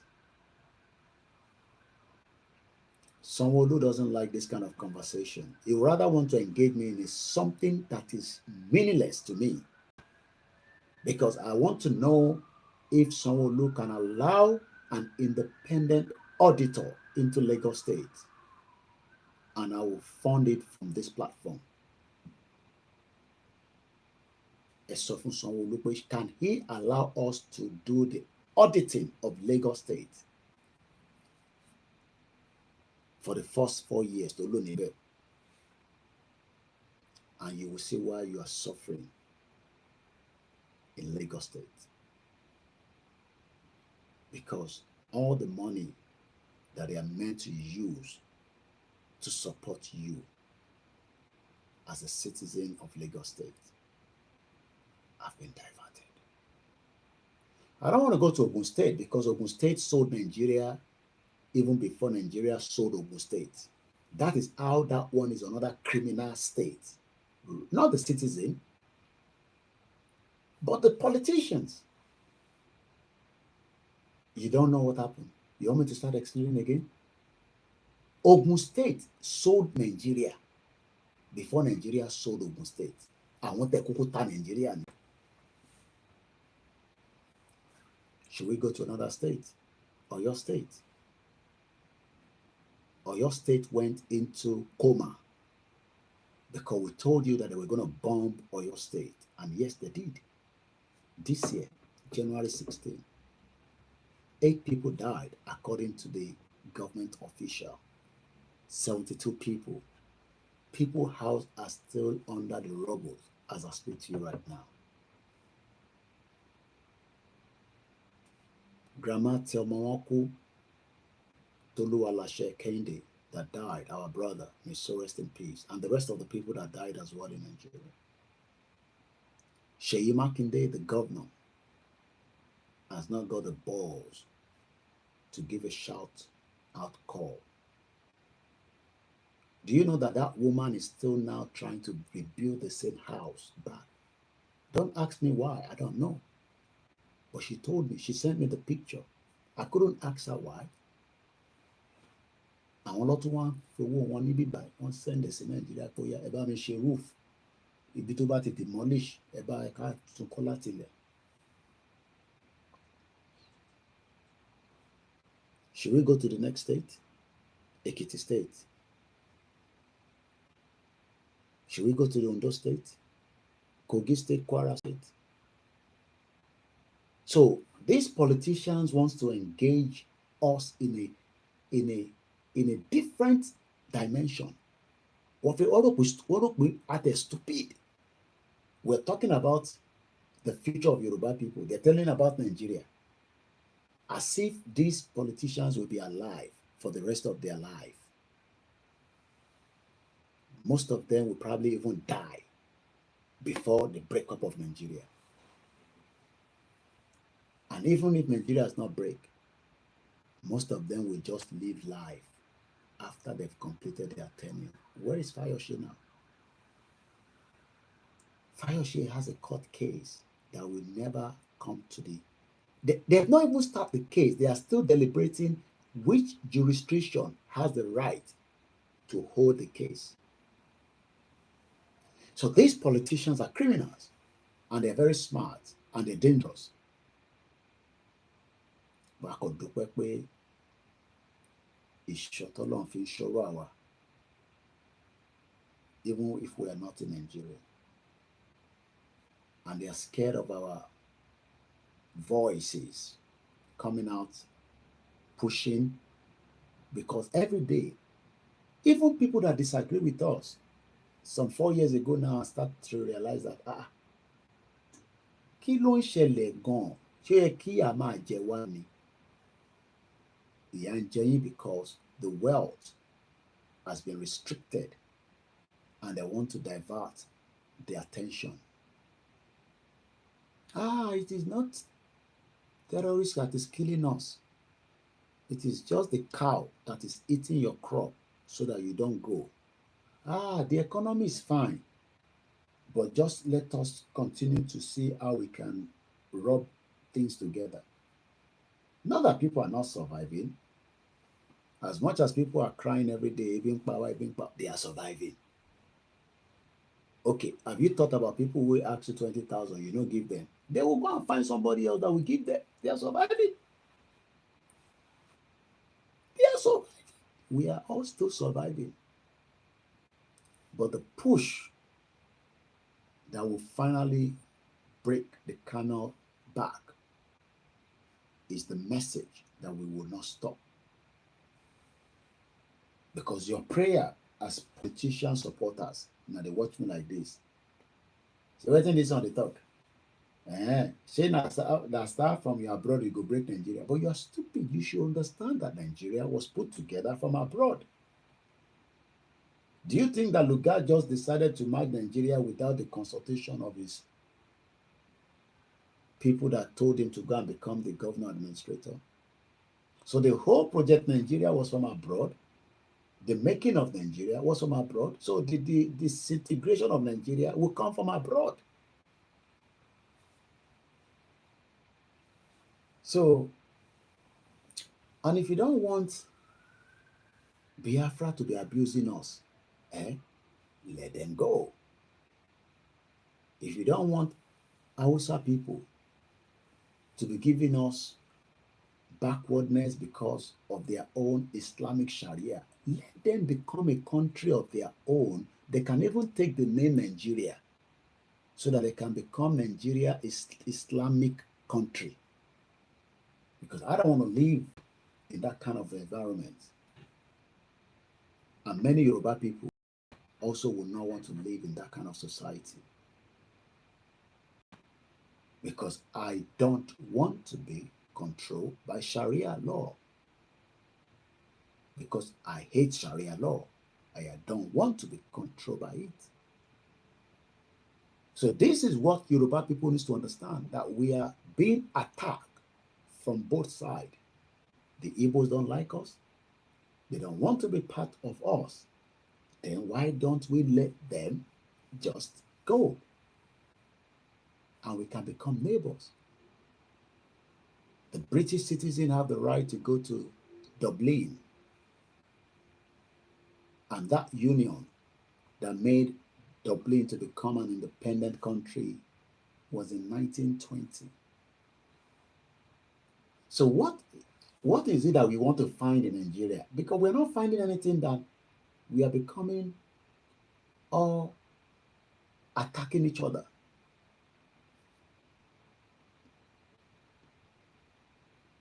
But what about the people that have married each other? I've told you, all that is just under immigration rules. So the fact again that people like us can live abroad like this in the United Kingdom, and even in the course of attacking them back to back, cost them, they haven't sent policemen to come and knock on our door and say, but you are living in this country now. That is part of a bit of why we say thank you so much. Because we wouldn't have done this fully if I was in Nigeria. It would have been a game of sleep here tonight, go and sleep in the bush tomorrow. And if you have followed me for the past 4 years, you will know that we have not done program from the forest in this country to say, ẹ̀yin ọmọ Yorùbá, inú igbó ni mo wá sùn lálẹ́ yìí o. Ẹ̀yin ọmọ Yorùbá, mo ti sá lọ sí Manchester, ibẹ̀ ni mo ń gbé nísìnyí o. Torí àyà mi já láti gbé ní London. I continue to live in London for the last 4 years. And I've never been scared since I started the movement. Because I have no reason to be scared of anything. And no death is coming to any one of us for now. but death will visit everybody that is pulling Yoruba people away from being an independent, autonomous, true identity, one culture that will love their neighbors and respect the international laws. Because even if Tinubu respects the international law, for argument's sake, as soon as he hands over back to these people that doesn't understand nothing more than crime against humanity, they will reverse everything that Tinubu will done. So some of you that think that most of my posts attacks Tinubu, I do that to upset you all. Yes. So if that post that you read that is coming from a Yoruba man to Tinubu, it's because I told him that that position, he will not succeed in it. But time will tell. Count down. So mo dúpẹ́ lọ́wọ́ gbogbo ẹ̀yin tẹ́ dúró tì wá ní this special mo kí ẹ wá látà olórí ẹbí kó àtàrọ̀ ó pè mí mọ́ fún mi ní update lórí TV tájọ sọ. So tonight we have raised something reasonable. It might not be the same tomorrow. Wataro. We will start back. This week, we would have to push our manifesto. I didn't touch it at all this week. I only did one day on Monday, but I'll see how far I can wrap it up. And it was an important topic that we were treating. But this week has been a very busy, tight week, but no excuse. So let's give you a breakdown roughly what we raised on this platform to support the organizing committee of the rally in London in October 12 at the BBC Broadcasting House. You come out of Oxford Circus Tube Station, 3 line, Bekelu Central Victoria Line, Oxford Circus, exit 5, brings you to opposite Nike. You come out from there, the Nike building, Nike International, just walk, you can see it. There's a Sparrow building with a glass. That's where the BBC. You probably have also been seeing a lot of Yoruba people. If you can buy the fleece, it's £25. If you can't afford it, just come with whatever you have. But come with whistle, sound, shekere. Anything that can make noise. Get your grandchildren to do some cardboard design for you. Ekowa pali, pali yekeya. Hashtag Yoruba Nation Now. Hashtag whatever you think you want to write. We will also be bringing cardboard with pen where you can write whatever you want in there. The only thing that the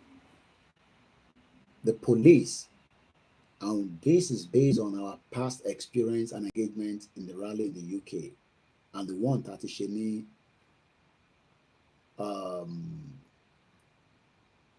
Liverpool, you cannot bring out a picture where these criminals have killed people, cut their head. They will tell you to put it away. The police will not allow you to. So if you are thinking they might picture, they might print, they might be done to a, I'm sure you know what I'm talking about, picture to a very, very terrifying. The police will not allow you to show that.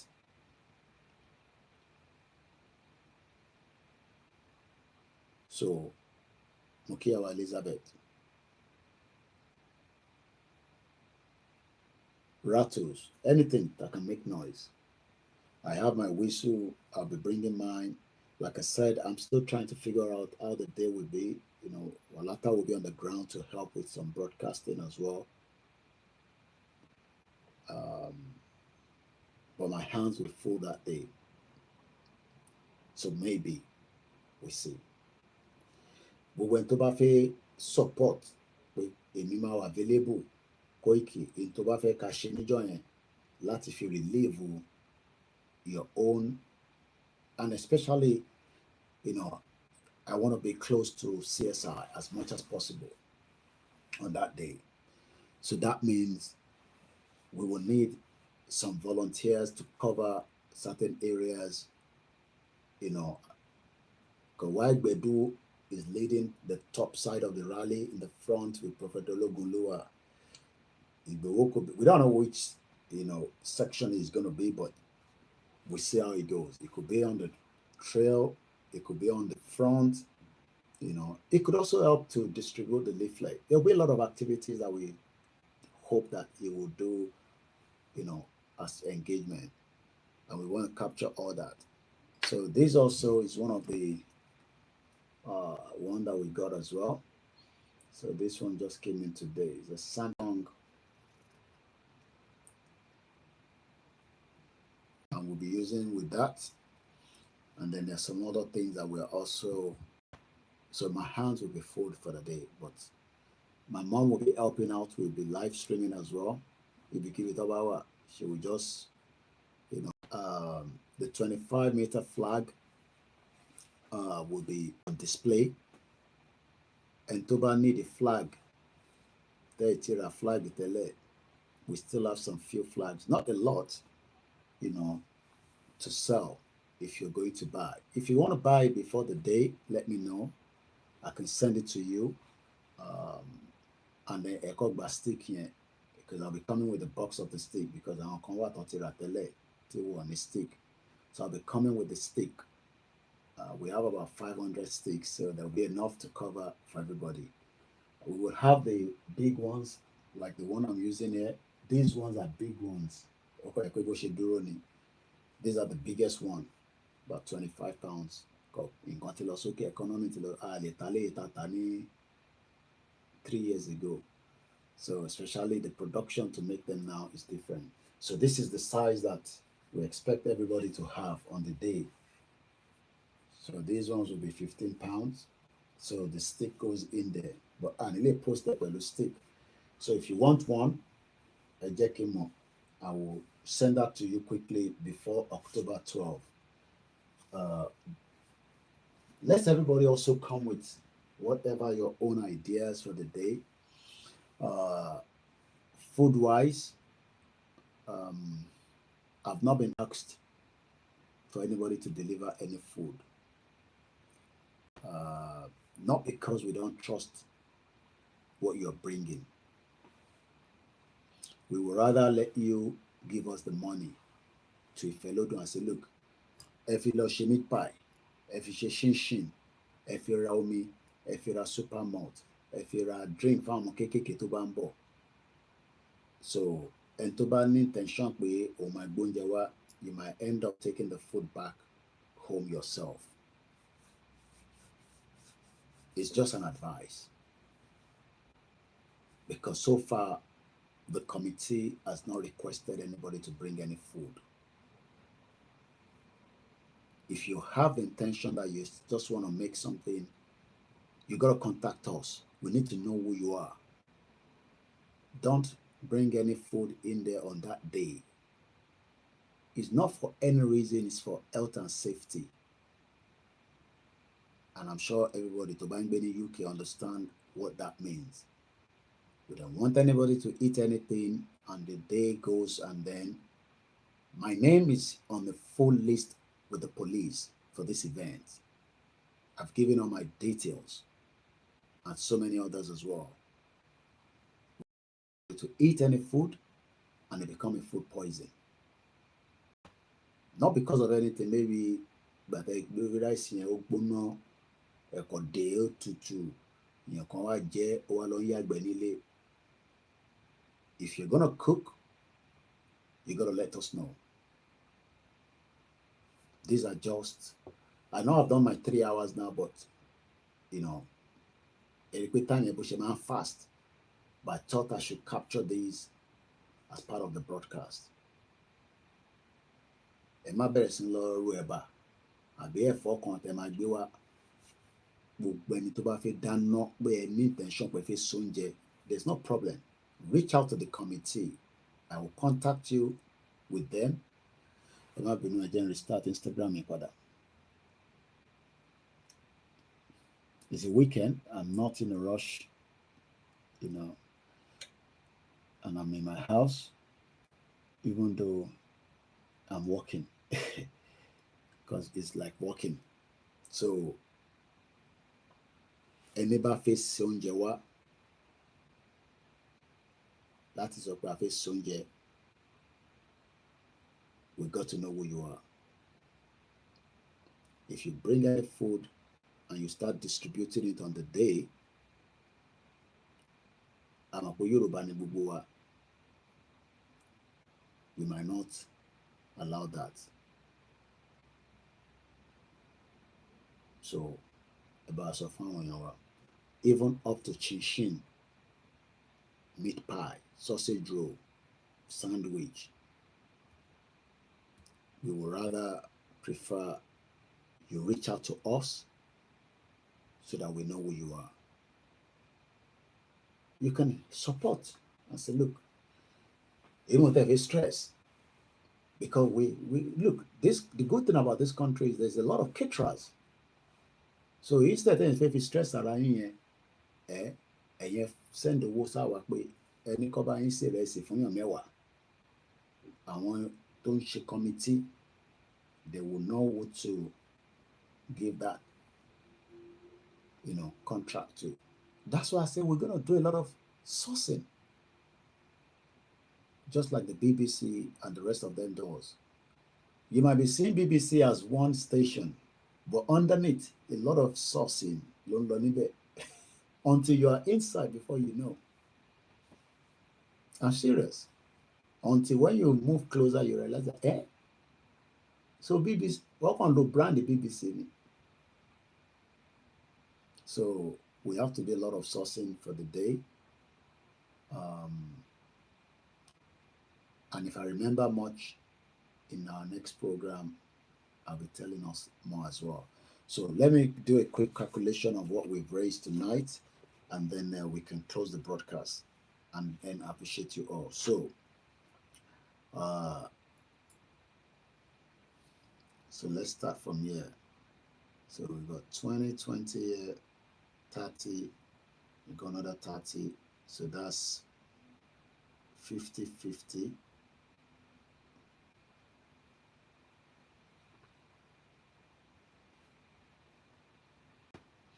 Let me do something because I might not get it right like that. Let me get my calculator right. That's the difference between trying to use your brain when you have the easiest one here, which is the calculator on the laptop. So we got 20 plus 20 plus 30 plus 50 plus 120 plus 100 plus 50 plus 52 plus 30. Apart from the last $50 that has not been sent, so the conversion of that will be about 30 something pounds. Yeah, somewhere around there. Tomato 40. By the time the PayPal even remove their own little discount or percentage rather. So tonight, with all my so if we have, let's say 30 to that, So we raised £500 to support the rally. We tried. Every penny counts. Every donation has, if we convert this to Naira, it's a big money. At 2,100 the rate. So let's say 500. Let me add the 30 to it as well. 1 minute. So if I was meant to convert this to Naira, 500 times 2,100. That's about 1 million. Remember, these are not stolen money. The stolen money in Nigeria is easy to give £5 million ahead. These are not like stolen money according to the National Crime Agency like Dizani, like Ike Kiremadu and the rest of them, Ibori. So when you are saying £500, that's more money. Yes, it's hard working money of the diaspora. They get paid through their contract. That's fire. I can tell the sound, the siren, that's a fire. So, and the diaspora that are working hard have supported the rally on behalf of the Koikimedia platform. And I said, thank you so much. All this money have not been paid into my account. It has gone directly into the IFELODUN APAPO, which is account number 58138538. I'll repeat it again. Account number 58138538 with a sort code 041450. 041450, institution SUMUP Payment Limited, IFELODUN APAPO Limited. So that is where all the money has been. The two that has been sent to the PayPal, one has been received by our Biafra brother Clement. We love you, we appreciate you. He sent $80 and that converted back to £52. And then we're waiting for the safety domain. He has sent it through my sister America through the Zelle. I will receive it and then I will transfer the Clement one tonight straight away. And as soon as I see the next one, I would. So if you're watching this program as a repeated program and you say, look, I would also contribute, no matter how small. Anytime buried the Naira one, I will update you tomorrow. I guess Kentos is tired. It's been a long day. Look, these are business women. We're taking their time. We're removing them from their business services to the members of the public here in the UK where they should be making money. We're in the meeting. Sometimes she's in the meeting. She's attending to customers. It's not easy. So tomorrow I'll update if there's any Naira account that they want to take to support them. I appreciate your contribution. We do not take it for a joke. We do not take it for granted. I know the value of money in this country. Look, every penny counts. So even those of you that have not given us, I understand. You would love to give. You might give some other time. You will still give some next time. But tonight, you just cannot afford to give, to commit. We are not asking you to commit when you can't. But those that have committed and those that will commit, we are very, very grateful. Muki, our Esther Wetuga. So if you're not sure about anything when it comes to the rally, I am in the best position to speak to. Do not come on that day to disrupt. If you're planning such, stay away. You will just find yourself in the court the next day. This is not Nigeria. If you have any intention to come and disrupt the day, you will find yourself at the magistrate court that I would also be attending with you the next day, because the police will pick you up. The message is for those that needs to hear. Stay away from the day. My name is OLAYOMI KOIKI, and you've been listening to the Koikimedia platform. the self-determination platform, the platform that continue to represent the Yoruba people to prepare our final exit from this contraction known as Nigeria that the British, where I live, put together. And on the 12th of October, we'll be proving again to the British government it is time that Nigeria de-amalgamates before there's bloodshed. And I mean every word, bloodshed. Nigeria will go to another civil war if the country is not allowed to be divided. Millions of people will die, and we will hold Bola Tinubu, as he is still the current president, and all the security agency responsible for the death of innocent Nigerians. Divide Nigeria now, and let's save lives. Iṣẹ́ wa fúnlẹ̀ wa, forílẹ̀ ìbí wa, kàgbéga, kàgbéga, kàgbéga lè rí ìgbàgbọ́ wa ní pé bàtí bẹ̀rù làbọ̀ mọ́, ká ṣiṣẹ́, ká ṣiṣẹ́, ká ṣiṣẹ́, ká jọlá, ìṣọ̀kan àtòmìnira ní kẹ́jẹ́ ká máa lépa, ìtẹ̀síwájú fọ̀pọ̀ ire àtohun tó dára, ọmọ Oòduà dìde, bọ́ sípò ẹ̀tọ́ rẹ, ìwọ ni ìmọ́lẹ̀ ògo adúláwọ̀. Remember, I will be the last man standing. Good night.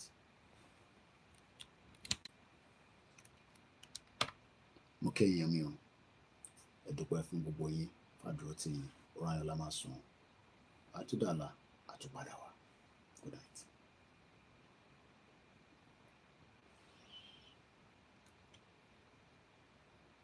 Good night, everybody. Bẹ́ẹ̀ni, Bobby ló máa píkì wọn, àgbàdé ní court láàárọ̀ ni. Ó dàárọ̀. Bye for now.